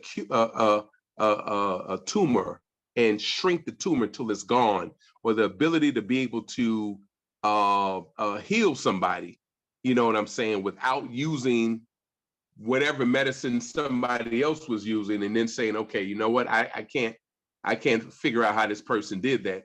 There's witch doctor. If you just take a look at the movie, what do you call this one? Shaka Zulu. They had a witch doctor, and also they were looking at Shaka as a kind of a god because of different things that he was able to do. But the fact of the matter that the witch doctor, or they was calling witch doctor, was able to do certain things. but taking it away from the Hollywood or whatever, getting into really the herbs and things of that nature, looking at astrology, all of that was considered that's demonic, because it's something you could do that the average person couldn't do. So that's why that term was used. They called those people witches because they had those special powers of healing and things of that nature. Now, when you talk about the dragon and the serpent, I don't want to get too philosophical deep with that, but when you're looking at that, each country, United States here is represented by an eagle. The Russia is represented by a bear. China is represented by a dragon. So when they talk about the dragon and whatever times now, back before, the dragon is represented by China. Those are countries representing these particular, and then again, that goes back to astrology, because even in astrology, when we're in the Royal Ark, I'm a Mason myself, we go into Royal Ark, we start looking at the different animals, and those animals represent different seasons. So I just wanted to get clarity on that, and just to move from you, Alex, real quick, when Abdullah was talking about the spirit world, when the brother was asking the question about the spirit world and the physical world, the seed is already there. What happens is you have three progressions. You have an abstract, you have an intermediate, and then you have a concrete.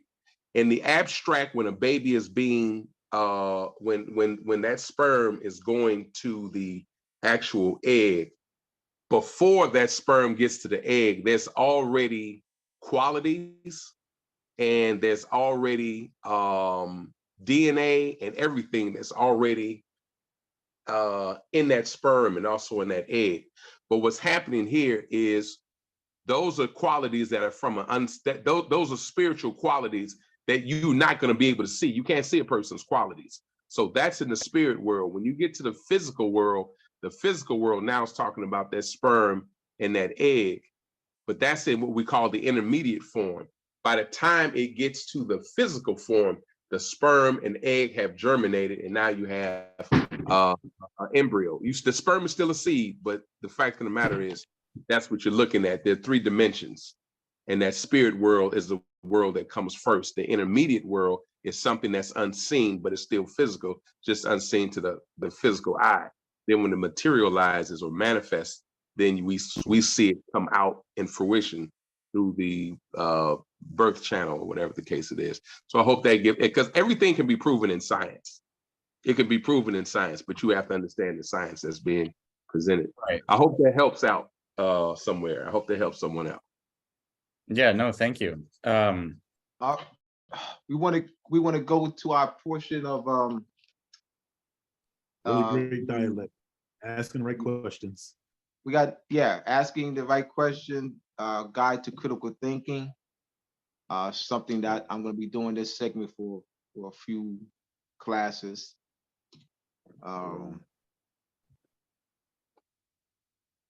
Yannick, are you on with us? Yeah, I'm still here, bro. All right, well, we're going to start. T, I want you to pull it up, page 5. I'm going to page 5. We're gonna read first, Yannick, and then we'll do the engagement. Do the engagement we did this morning. We had this morning. All right. All right.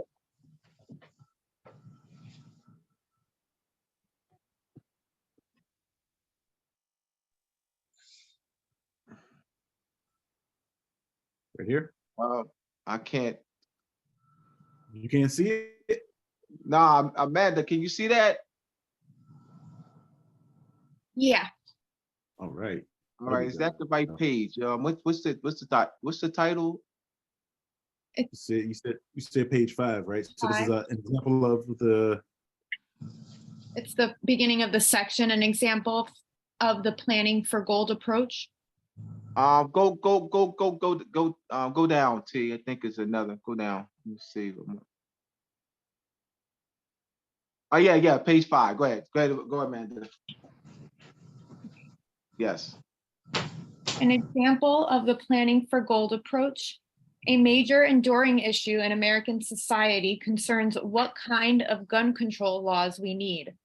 Let's look at one position on the issue. Try to decide whether the argument is convincing. Arguments for banning guns are mostly myths, and what we need now is not more laws, but more law enforcement. One myth is that most murderers are ordinary, law-abiding citizens who kill a relative or acquaintance in a moment of anger only because a gun is available. In fact, every study of homicide shows the overwhelming majority of murderers are career criminals, people with lifelong histories of violence. The typical murderer has a prior criminal history averaging at least 6 years with 4 major felony arrests. Another myth is that the gun owners are ignorant rednecks given to senseless violence. However, studies consistently show that on the average, gun owners are better educated and have more prestigious job than non-owners. To judge by their application for permits to carry guns at all times, the following were gun owners: Eleanor Roosevelt, Joan Rivers, Donald Trump, and David Rockefeller. A further myth is that guns are not useful for self-defense. On the contrary, every study has shown that handguns are used more often in repelling crimes than in committing them.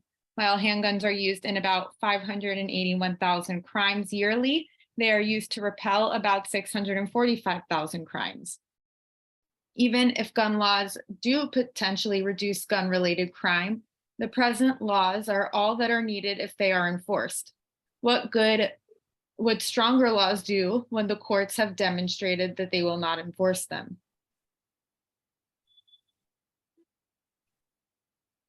If you apply the sponge approach to the passage, you probably will try to remember the reasons that we don't need further controls on guns.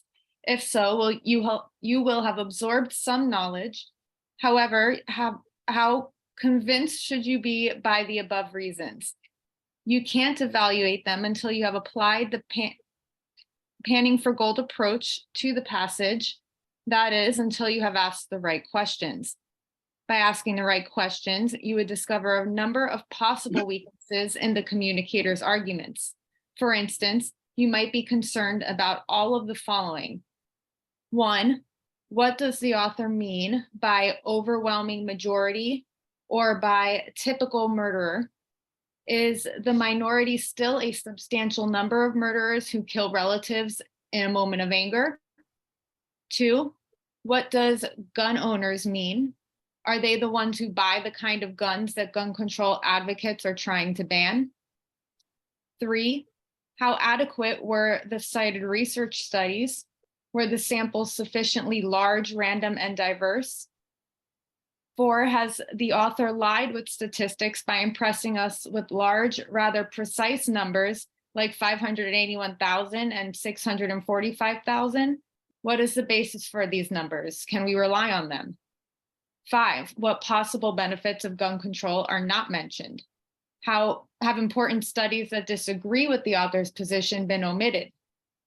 6, is it legitimate to assume that because some famous people own guns, then owning guns is desirable? Do these people have special expertise concerning the pros and cons of gun ownership? 7, how many people are killed each year by handguns who would not have been killed were such guns not available? 8, why did the person writing the essay fail to explain how we could encourage better enforcement of existing gun control laws to demonstrate his sensitivity to the harm that guns sometimes facilitate? Is that the last number? All right, let's stop there for a minute. All right, Yannick, let's go into our skit. All right, Yannick and I were discussing, had a discussion, we talk every day. And I saw an opportunity, what I call a teachable moment, to to apply the principles that are in the book, this book here, asking the right question, the guide to critical thinking. All right. So go ahead, Yannick. They said the Ottoman Empire is owned. The Ottoman Empire owned New Smyrna Beach.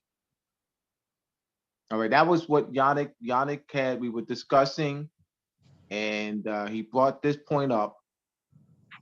And so when I asked him to present the evidence that the Ottoman Empire owned was Pomona Beach. What's that in Florida, right? Yeah. So I said, asked him to present the evidence. And what did you say? The occupation of Smyrna. You said the occupation of Smyrna. And I said, that's not evidence. And now you had mentioned about the day. You were saying they. Let's go back to the they. Right. I said they said, and you was like, All right, that's not. all right. So I stopped right. All right. So when he said they said, and I said to him, let's analyze. You said the personal pronoun they. And I said you want to use nouns. You want to reference the source. You don't, as opposed to using the personal pronoun, nominative case, they said, use the author, identify the author and the source. So I brought that to his attention. And then what did you say, Yannick? The occupation of Smyrna in the Balkans Revolutionary War in 1879. So he was presenting that as evidence, that the Ottoman Empire owned Pomona, Florida. And I said to him that's the source. You have to go into the source, pull the evidence from the source. What did you then say? Say it again, brother. I ain't hear what you said. I said that that's not evidence. That's the source. You have to go into the source. You identified the source of where you got the quote. Right. And I said, well, go into the source and pull the evidence. Right. So I had went to the Victoria 1984 Greece and Asia Minor, the Greek administration, and the Valet of Aden, University of London, King's College, retrieved 5th of June, 2014. All right. So what did you say about the source? What you said, so you identified the source. That you read something in the source. Was that it? Yeah, that was it, bro.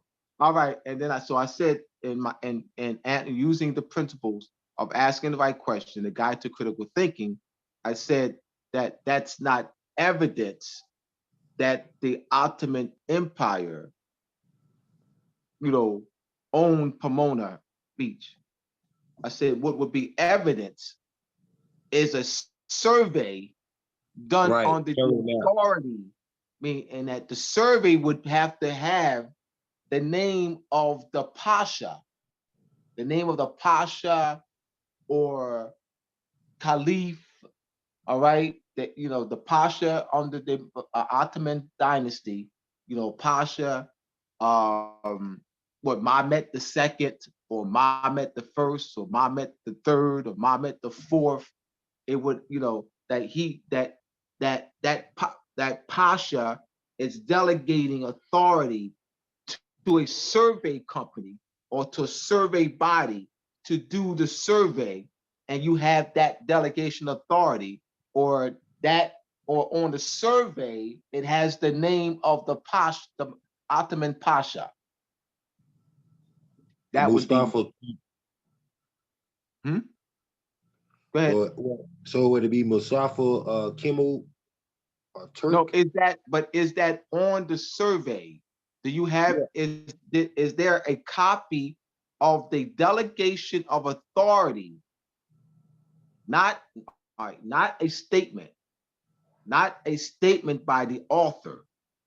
The statement by the author is secondary. That's what's called, you have primary sources, you have secondary sources. Yeah. The primary source would be the survey and the delegation authority by a pasha, or an emperor of the Ottoman Empire, all right, authorizing the survey. With saying the name is not the evidence, that would be secondary source. When someone says, well, Pasha so-and-so, or Mehmet II, Mehmet III, authorize this, but that's secondary source.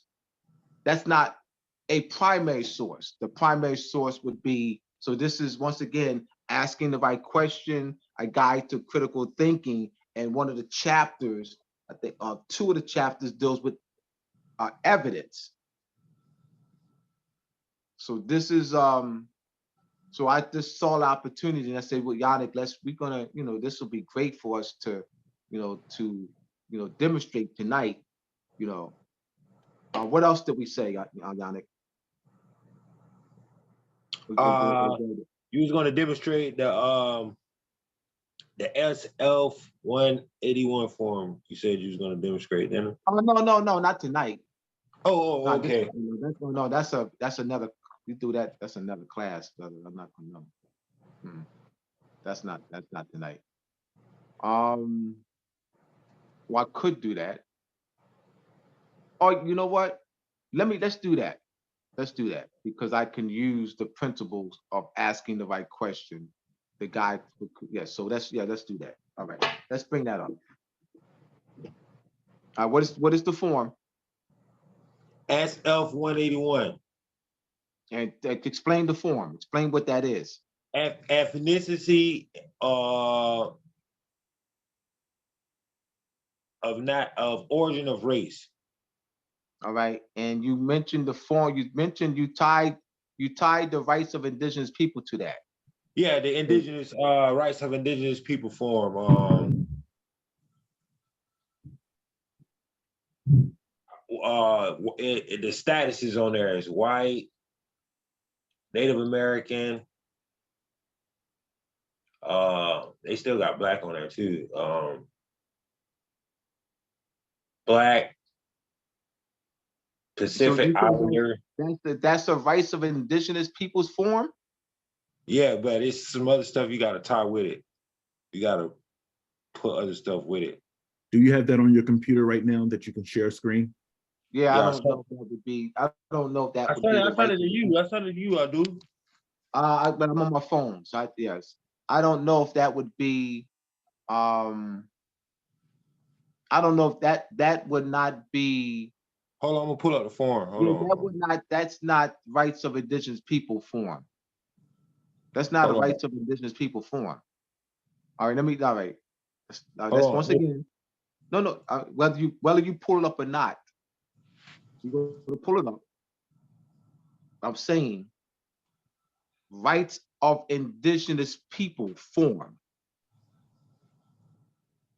So you're saying that the United States is classifying blacks as indigenous to this land.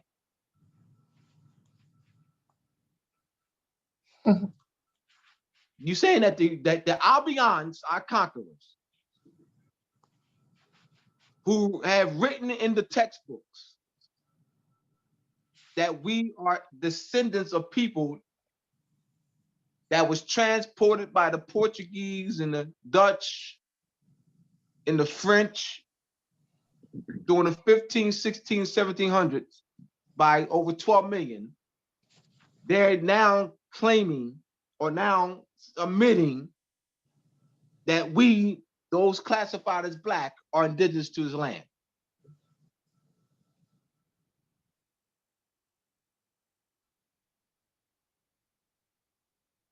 This is asking the right question, a guide to critical thinking. I just asked the question. It says, want me to read it? Yeah, you can read it, but I It asked says- the question. I did ask a question. Is it on your screen, Yannick? Yeah, it says Would you care to indigenous share status it? correction. He's going to Read this share it. doc- Hold on, Yannick. Hold on, slow it down. Hold on, Yannick. Here, Go ahead, Terrence. give me 1 second. Oh shoot, hold on a minute. I'm gonna put it up so you can be able to share your screen. All right, how do I do that? Share screen button at the bottom, and click on the document you want to show when the screen pops up. We're going to see whether this is the rights of indigenous people forum. That's what we're. And then you have to turn your camera on once you share your screen. All right, hold on. Okay.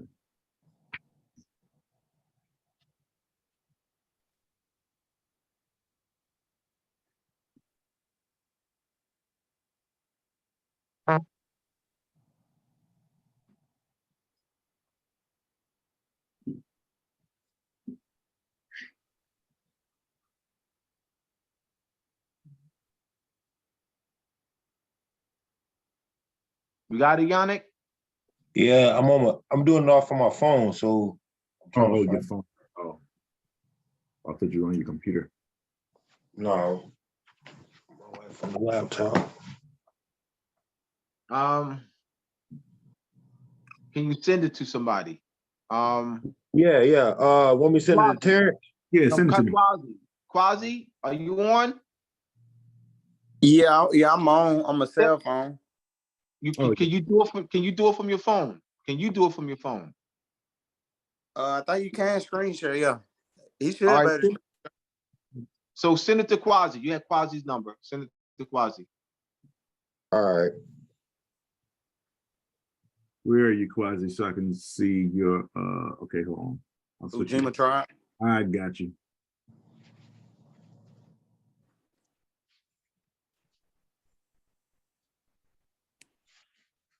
All right.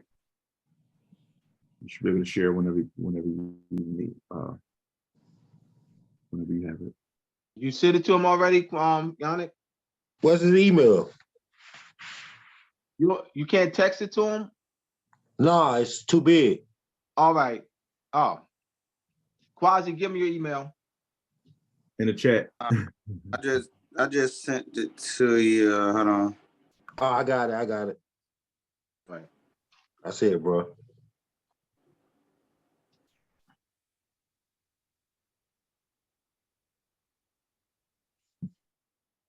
All right, y'all. So what are your thoughts so far? Can I get some feedback, criticism? I don't know what I'm talking about.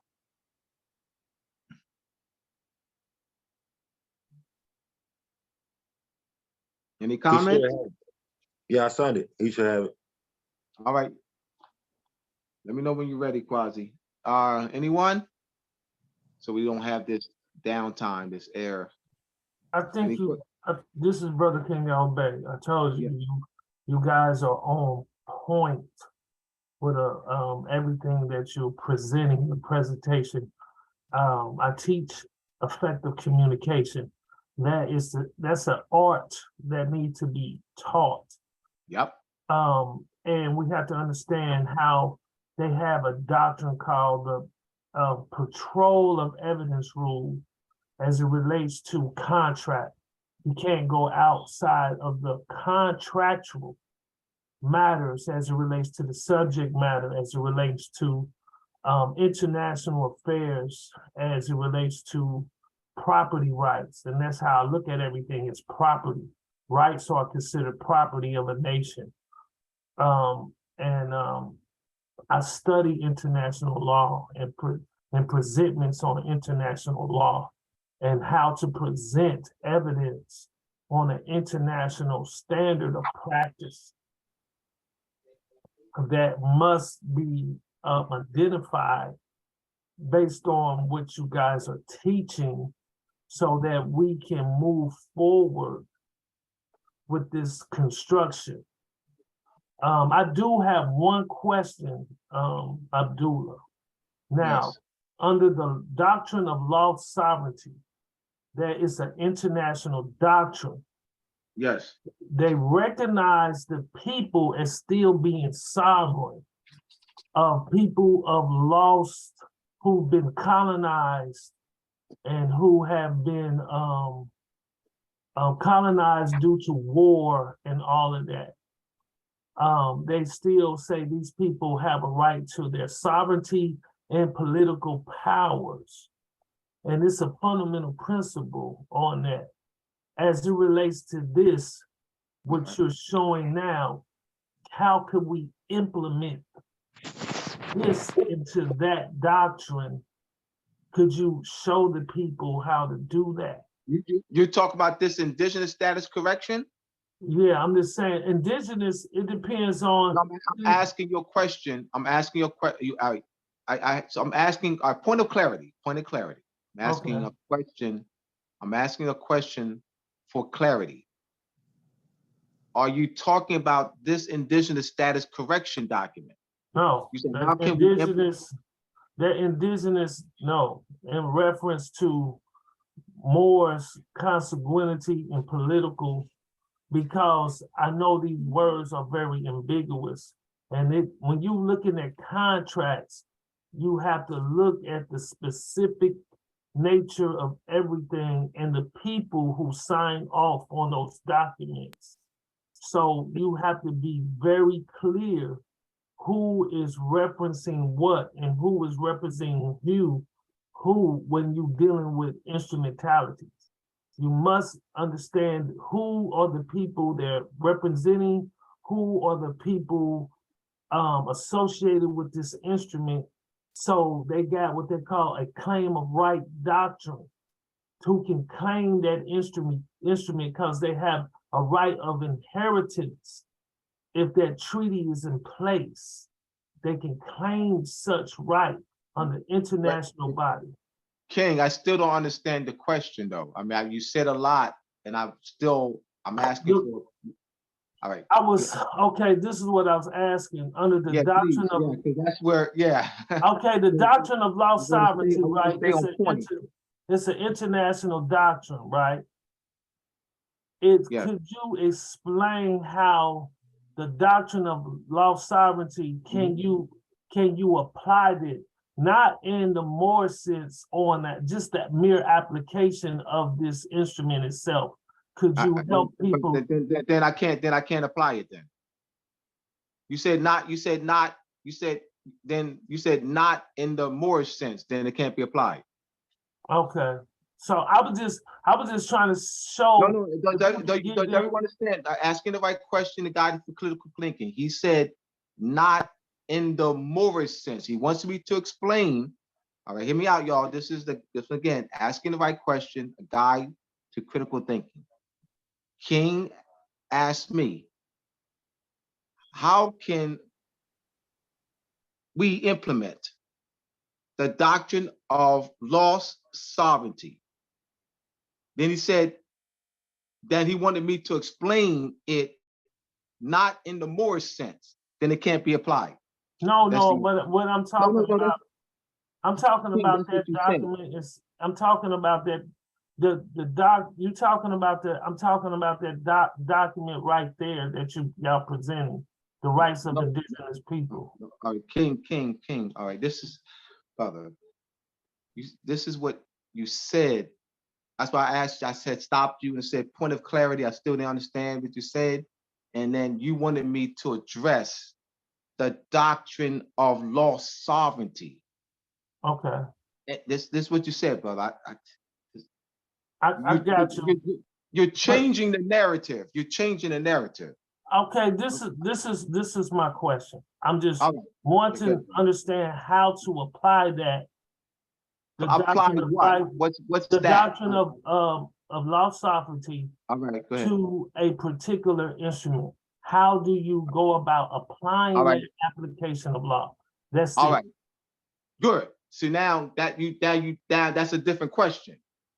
That's a different question. 'Cause remember, the first time you asked it, you had a you included not in the more sense. So the answer to when you say not in the more sense, then it can't be applied. Now you're asking a different question. You're asking a different question. You took out not in the more sense. Now I can answer it. Because you said not in the more, you said now, so because it can't, because the nationality, if the claim, the nationality claim is the foundation. So it can never be done if the claim of nationality is not made. Because that is an inheritance. We have you're talking the sovereignty. Moorish sovereignty is our inheritance. So if we don't claim to be Moors, then we can't recover the lost Moorish sovereignty, because you got to claim to be those people. That's why the nationality piece is important. That's why when you say not in the Moorish sense, then it can't be done. So since you took that out, all right. These classes, King, are designed to prepare the people to become competent. Without having competent people, it can't be done. It just can't be Shem. Shem can't be the only one. We need competent people. This is why we go on Moroccan Post, Crumb TV. This is why we did the classes in 2020 and 2021. This is why this is why we're going to do the lesson books. This is why we formed the Moroccan Post School for Government and International Law. This is why we did the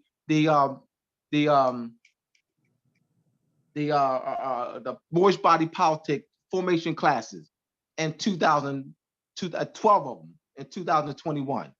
This is why we're doing, these, the Moorish Treaty Protection and Consultations 101, which is 9 sessions. Moorish Treaty Protection and Consultations, which will probably be a 10 session. This is why we're going to have, this is why, Yannick and Quasi and Gary, working with the 11 states and facilitating, these classes and community outreach structure in 11 states and forming the Moorish Southwest region civic association.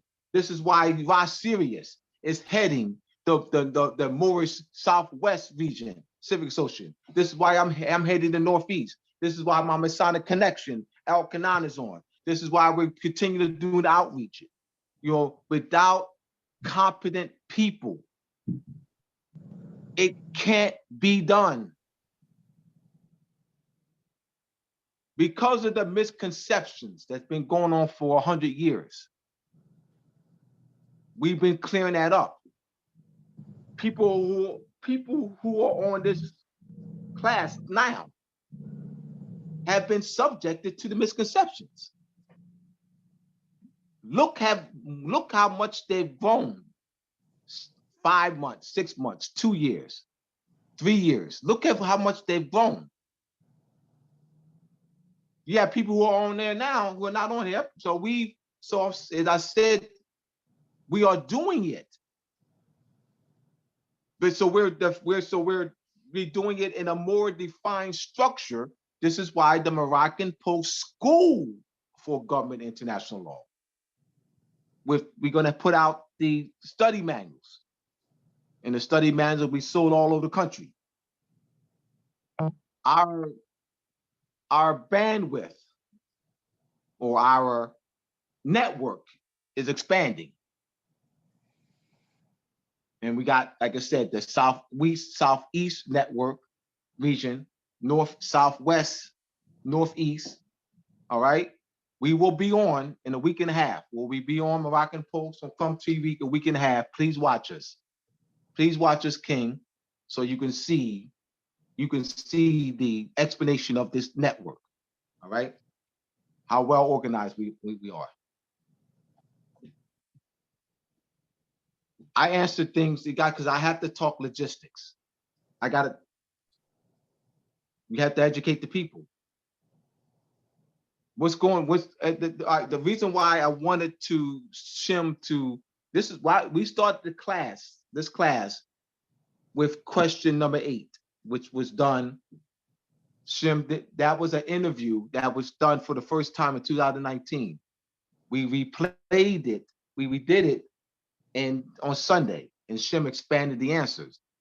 I thought it would be a good idea to re-examine question number 8, because it gives the opportunity for us to address the misconceptions and how we have aided in clearing up a lot of misconceptions.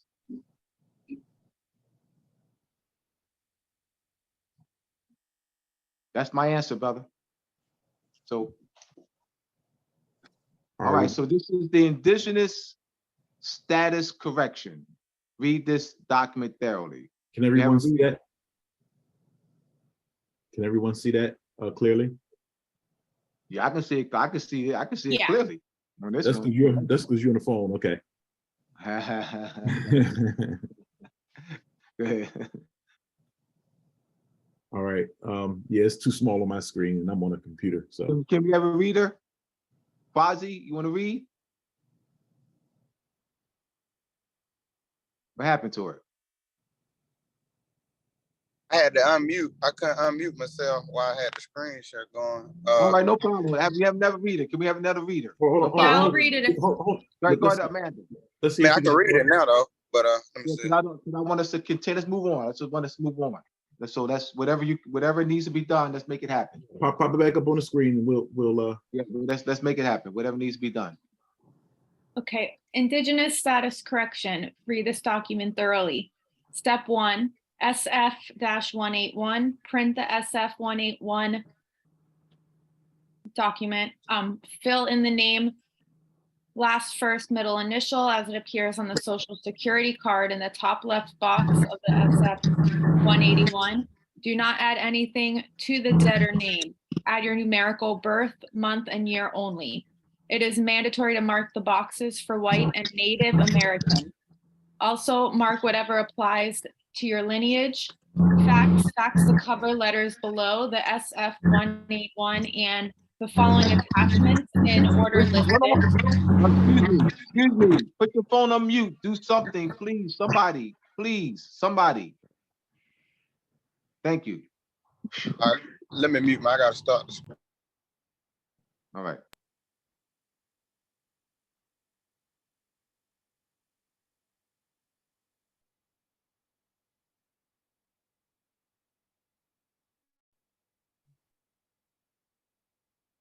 All right. Okay. Fax the cover letters below the SF-181 and the following attachments in order listed to the Office of Management and Budget, OMB 1202-395-3888, and to the Social Security Administration, SSA, Office of International Affairs 1877-385-0645. Depending on how your computer prints the Pope's apology, you will have a total of 12 or 13 pages. Wait for the fax confirmation page. This is your record for publishing. On the fax cover sheet provided below, do not ask for the confirmation of receipt for your fax. We have made fax cover sheets for you. Add the name as it appears on the Social Security card, your fax number, the number of pages, and the date. You can also record a video of yourself faxing the SF-181 to the OMB and SSA of International Affairs and publish it. Children, if you have children under 18, you must do each child's SF-181 individually. Include the 5 supporting documents. You must have fax confirmations for each one of your children. SF-181 attachments. House Joint Resolution 194, U.S. Congress Apology to African Americans for Slavery, 4 pages. Motu Proprio, 2 pages. Pope's Apology to Indigenous Peoples on the Americas, 2 pages. Pope's Message of Peace, 1/1/2015. Slaves no more, brothers and sisters. You only need to fax page 1 of 9. American Declaration on the Rights of Indigenous Peoples, 1 page, page 167 only. It is mandatory you publish your documents after confirmed fax. To publish, you need a fax confirmation results page or video. Publish your fax confirmation cover letters, SF-181 and attachments video to your Facebook page, Scribd, Twitter, Instagram, LinkedIn. Email it to family, friends, associates, and all other forms of electronic tracking and media outlets as evidence of your commercial status for the record. Make sure the Human Resources Department at your job and union representative, physicians, attending schools, universities, for you and your children also receive what you published on the internet. Notify Social Security Administration, send via registered mail everything you faxed on the OMB and SSA Office of International Affairs, including the confirmation pages, to the Social Security Administration Office of Public Inquiries, 1100 West High Rise, 64-1 Security Boulevard, Baltimore, Maryland, 21235. Notify DMV. Send a copy of everything you faxed to the OMB and SSA Office of International Affairs, including the confirmation pages, to the local DMV via registered mail. Notify voter registration. If you have registered to vote, you need to send everything you faxed to the OMB and SSA Office of International Affairs, including the confirmation pages, to the local voter registration office via registered mail. Take a photo of the envelope and contents and publish it along with the proof of delivery. This is mandatory as voter registration relays your race and ethnicity to law enforcement. How to send registered mail. When sending registered mail, write $55 in the value section on the white registered mail paper. It does not cost $55 to send registered mail. You will receive a green signature return receipt card as proof of delivery once your mail is delivered. Do not let the postal clerks bully you into sending certified mail. Certified mail equals domestic. Registered mail equals international. Disability. If you collect income from disability, add the SF-256 to the SF-181 and the 5 supporting documents and fax it to the OMB and SSA Office of International Affairs. Then take everything you faxed along with the fax confirmation pages into the Social Security Insurance, SSI, and have them update your file. This will not affect this will not affect nor cause your SSI benefits to be affected negatively. Welfare, food stamps, and housing. If you receive any of these benefits, give a copy of your SF-181. Whoops. I think maybe his phone died. No, that whole thing sounds like a setup, though. First of all, it's not even coming from a Moorish government, and it seems it's all codified in the United States jurisdiction. It's also colorable. Yeah, I don't see the classification, Yannick. That's in the blue. Huh? It's in the blue. You got to click on it. You got to click on what? On the links. Yeah, oh, you got to click on the link. The classification is at the bottom of the page of the SF-81.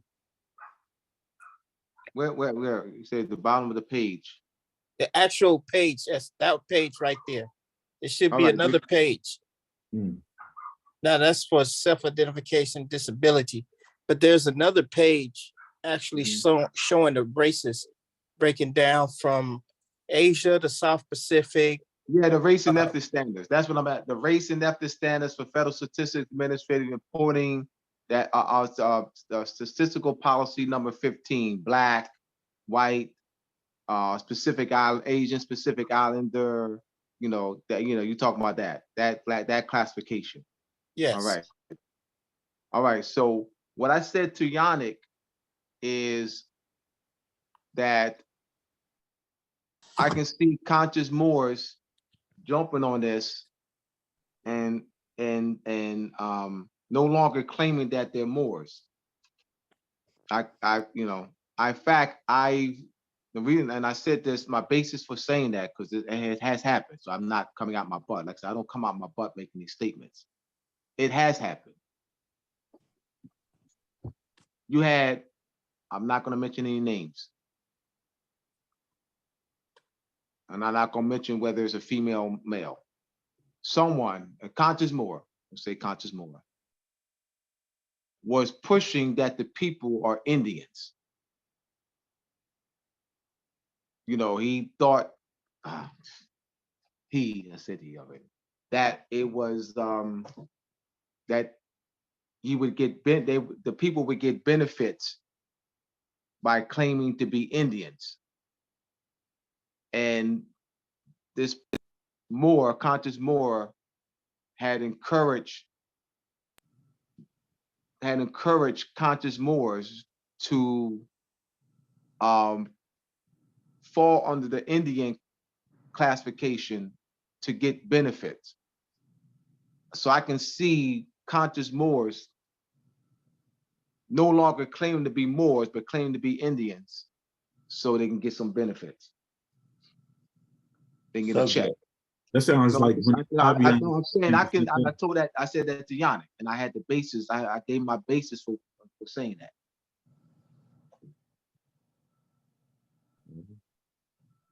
All right. Just like you have Moors classified as black, trying to go over to a continent Africa. See the ploy? But now, see, Ghana is opening things up. Uganda, and come home. Come home. Come home. You see the trick? You see the trick? They promoted the lie for over 200 years. They promoted the lie that we were transported by the Portuguese and the Dutch and the French. I mean, the lie is promoted in the schools, in the textbooks. All right? And they're living out the lie. Come home. Come home. They say Uganda and Ghana and so forth. Come on. And people are going over there.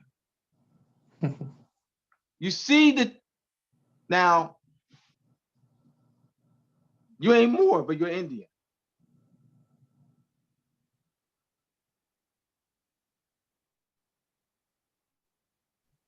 And they're controlling the resources. They still controlling the resources.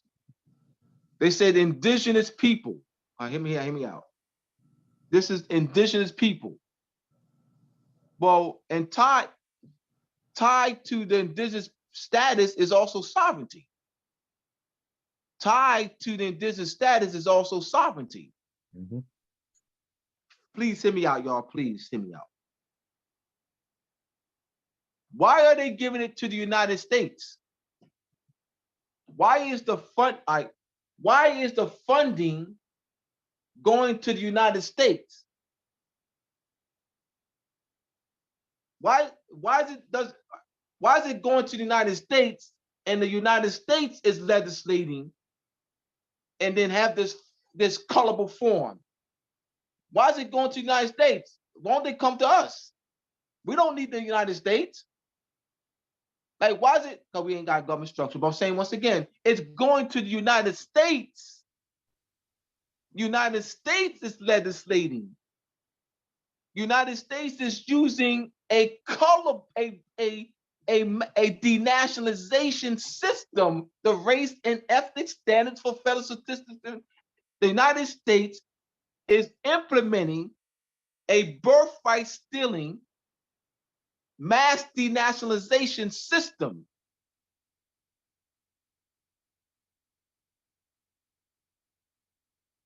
Why don't they go? Why the finance doesn't go directly to indigenous people? Why does it got to go to the United States? Why the indigenous people legislating it and where it goes and so forth? Why the United States is doing it? Just like the native people of Hawaii. Just hear me out, please, y'all. Asking the right questions, the guide to critical thinking. You have the issue that they have in Hawaii, the Kingdom of Hawaii, is that you have a body of them that want to, that you have a body of them that's pushing for federal status. And you have a body of them that's pushing to restore, to recover lost Hawaiian sovereignty. Now, why is this body of Native Hawaiians pushing for federal recognition? I mean, recognize, just like, the quote unquote Indians, they, federally recognized tribes. So there's a body of Native Hawaiians that's pushing for that same status as federally recognized, why? Remember, it's been over 130 years. It's been 130 years this year that their queen was put under house arrest in the home kingdom 130 years ago. So none of them has ever experienced the exercise of Hawaiian sovereignty. They only can read about it. They've never seen it. They've never seen it. No one living today in the Kingdom of Hawaii has ever seen the exercise of Hawaiian sovereignty. What have they seen? The subjugation. They've been born in subjugation. The United States annexed Hawaii. United States extinguished the Kingdom of Hawaii. They put the queen under Hawaii house arrest. The Robert Dole of Dole Pineapple,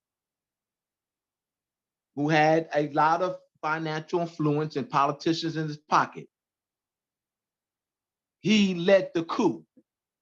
He led the coup and takeover of the Kingdom of Hawaii. The United States Congress ruled that it was an invasion, an unlawful invasion. But that still didn't stop. That, all right, it's a lawful invasion. So what? Get out there, God damn it. I mean, they didn't get out. So you had the establishment of the statehood. They applied for statehood, so the state of Hawaii is not Hawaiian sovereignty. The state of Hawaii is not the native people of Hawaii. The native people of Hawaii did not establish the state of Hawaii. So you go to the state of Hawaii Constitution, and it reads, "We the people of Hawaii." That's not the native people of Hawaii. The native people of Hawaii has been in subjugation for 130 years. The United States annexed Hawaii. They annexed the Kingdom of Hawaii and extinguished the kingdom. And the people have been born in subjugation ever since. So there's a body of them, they want resources, and they poor, and the United States been, subjugating them, and they just want to check, and and yeah, we want federal recognition. Yeah, we don't want the recovery of lost boys We don't want the recovery of lost Hawaiian sovereignty. Forget that. Nah, we want to be federally recognized, just like the so-called Indians. We want the federally recognized status like the so-called Indians. Yeah, see?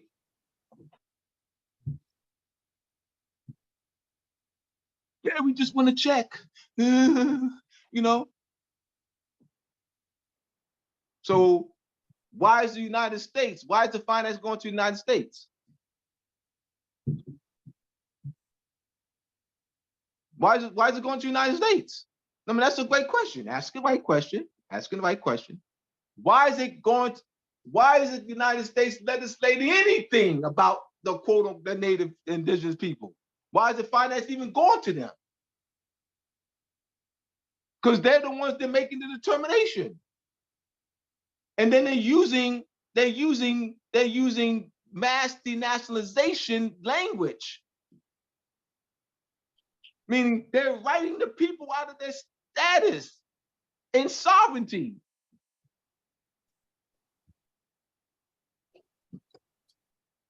We got to see what's going on here. But, you know, we want to check. So, you know, we ain't going to see it because we want to check. So, you know. And you're right too, Abdullah. We don't care about the recovery of lost Moorish sovereignty. We don't care about, you know, governing our own selves. We don't care about decolonization. We don't care about getting them out of here. We don't care about, you know, governing ourselves.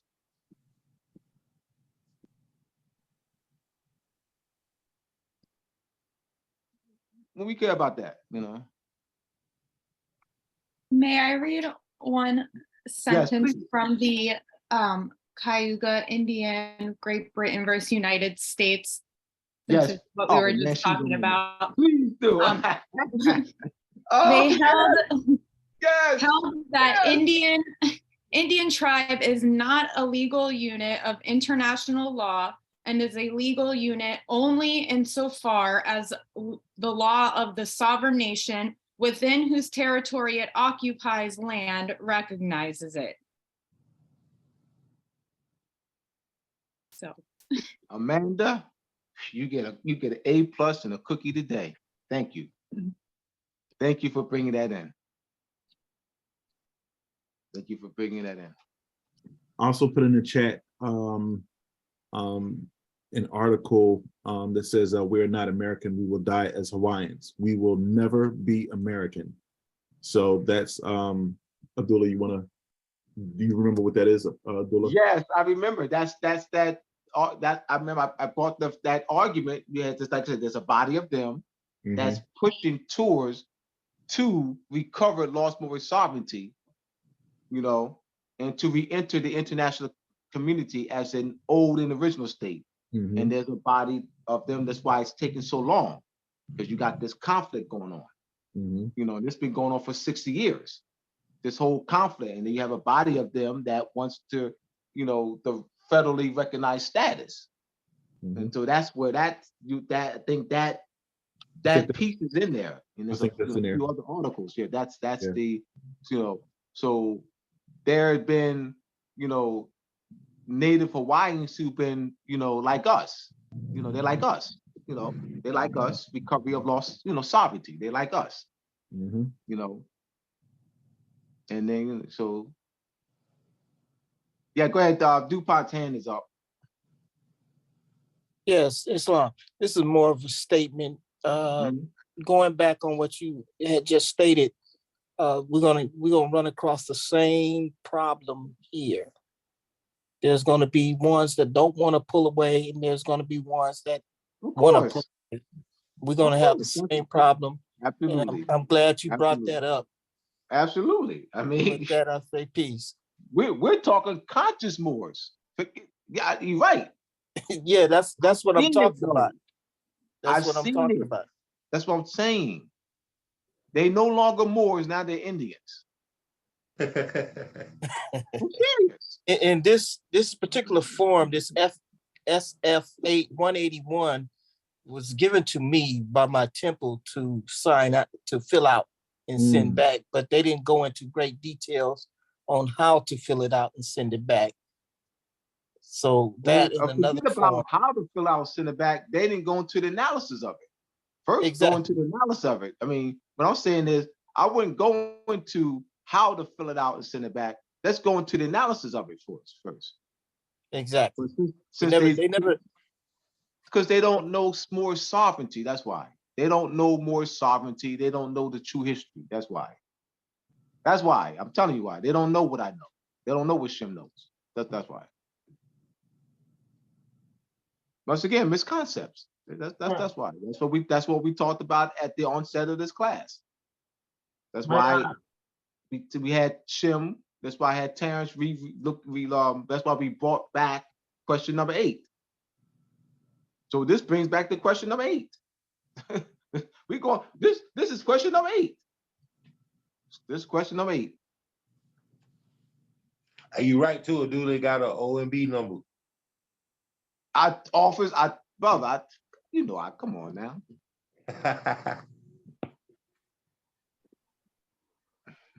I'm going to also put something else in the chat here about how the Hawaiians struggle for their independence as well.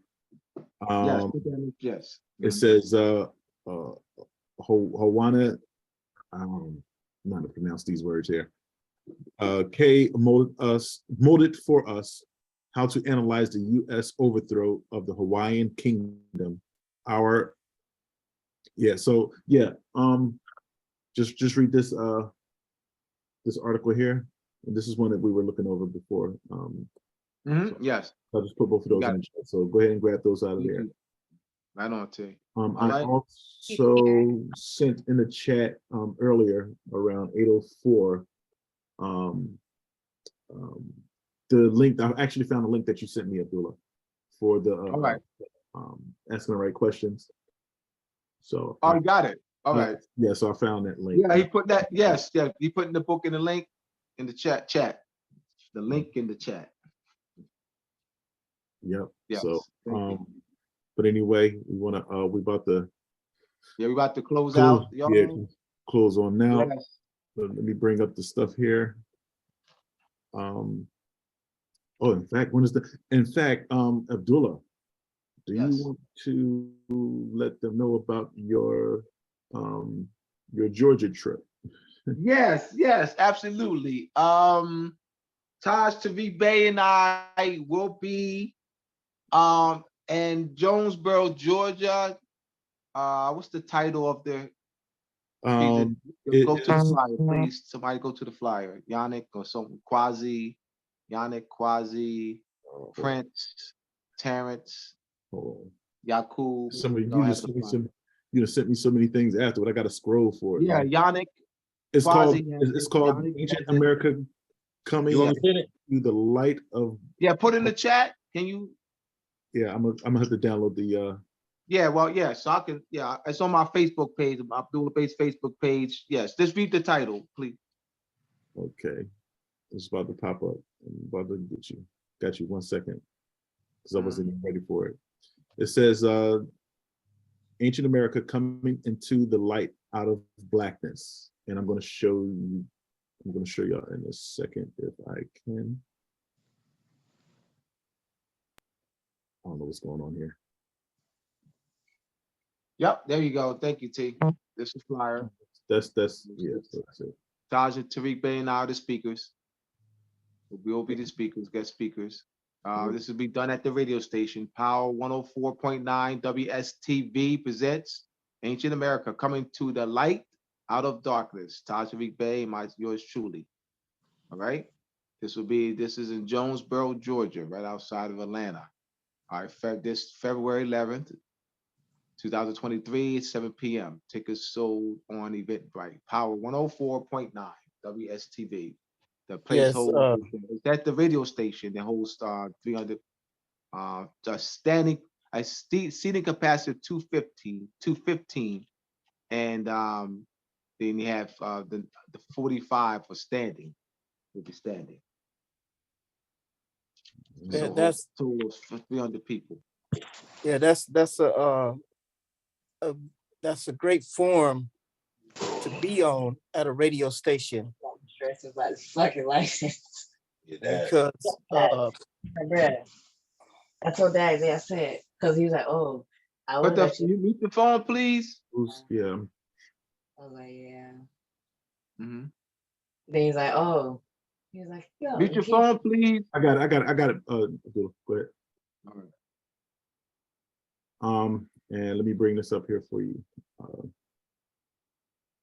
Hold on. Here we go. I'm going to pin this here. And as y'all can see, this is our new logo here. Right here. Oh, Beautiful, yeah, beautiful. Jan did a great job with that. Oh, right on. Yeah, it looks really great. Yeah, beautiful, brother. Oh, thanks. Took me a little bit to do that though, but anyway, yeah, this is the new logo for the school here. Y'all can catch this on the Moroccan Post Media YouTube page. Oh shoot, it's too big for this thing here. Hold on, let me put it back down here. Sorry. Boom. So that's going to be this class will be posted on the YouTube page. It's probably going to take too long to process tonight. And you have Abdullah's books. I've got too many things opened up on the screen here. Here we are. Boom. I'm sorry. We have Ushava's hand is up. T. Right. Cool. Yes, Abdullah and Terrence, I was wondering if I got on the call, like, did you guys go over the writ of Corwanto or? No, continue we that? sure did. We're gonna do that the next class. We Okay. sure did. That was Okay. the no, we sure did. We had started with the question, and that went. In fact, Shem had to leave. What? Shem ended up leaving at 8 o'clock, before 8 o'clock. Mhm. So, no. Okay, thank you. Yeah. So I that next appreciate class. you. Yeah. So we Okay. just do that next. It'll be the same title. Okay. There'll be same title part 3. So this is not. It'll be part 3, same title, same part 3, because that's what it is. So we didn't address, but we did Yes, go into some good stuff today. Yes, But I'll be. So we will get onto. We will do the writ next time. We will do the writ, and we're going to start with the writ. Okay. All right. All right. Thank you very much. Yeah, it You're was welcome. really great dialogue on this class here. But Yes. so we're probably going to actually name this one something a little Yeah, different. we got to name it something else, T. And then Yeah, we we got to will, name it something else. You can't name this because it's not Absolutely. this. It's not. because what we it's not said. the ridicule ranto. It's not the ridicule But it was round to some- the sample. Yes, Yeah, it was so some we great gotta come up dialogue with though. a name. I mean, if you think of a name, just put it down, because I can't think of something right now. All right, You put the first lesson on critical thinking, bro. What we did, that's what we went over tonight. Hey, we sure did. Yeah, All right, but question. Asking the right 80 question. minutes, the first 80 minutes was the question and the explanation. That was the first hour. So Yeah. it's a mixture,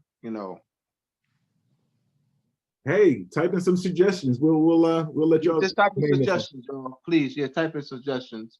My books, Moors and Masonry. Go to moorsandmasonry.org to get Moors and Masonry Part 1, Etymology and Vocabulary, Illuminati and Illumination of the Mind, Masonic Compass Square, this connection to timekeeping and measurement, and timekeeping, how are Venus and Moon rule, Etymology and Vocabulary, supplementary 1, coming your way next month, Moors and Masonry Part 2, the Power of Moorish Treaties and the Recovery of Lost Moorish Sovereignty. It's important that we got to get we got to get the nationality recognized for ourselves. You got to understand that's very important. Like that was the question. They don't know the benefits of the nationality. They don't. You don't.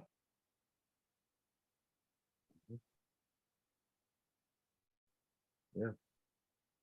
All right, y'all. So we'll see y'all in 2 weeks. Back here. What's the next date? That's July. Oh man.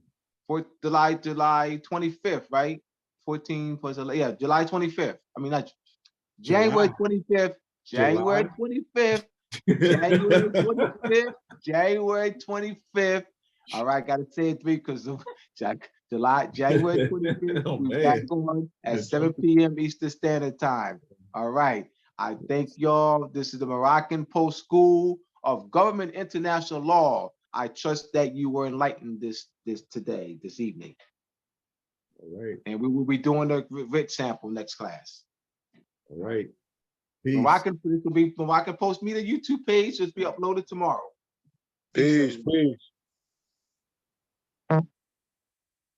Peace. Peace. Man. Woo.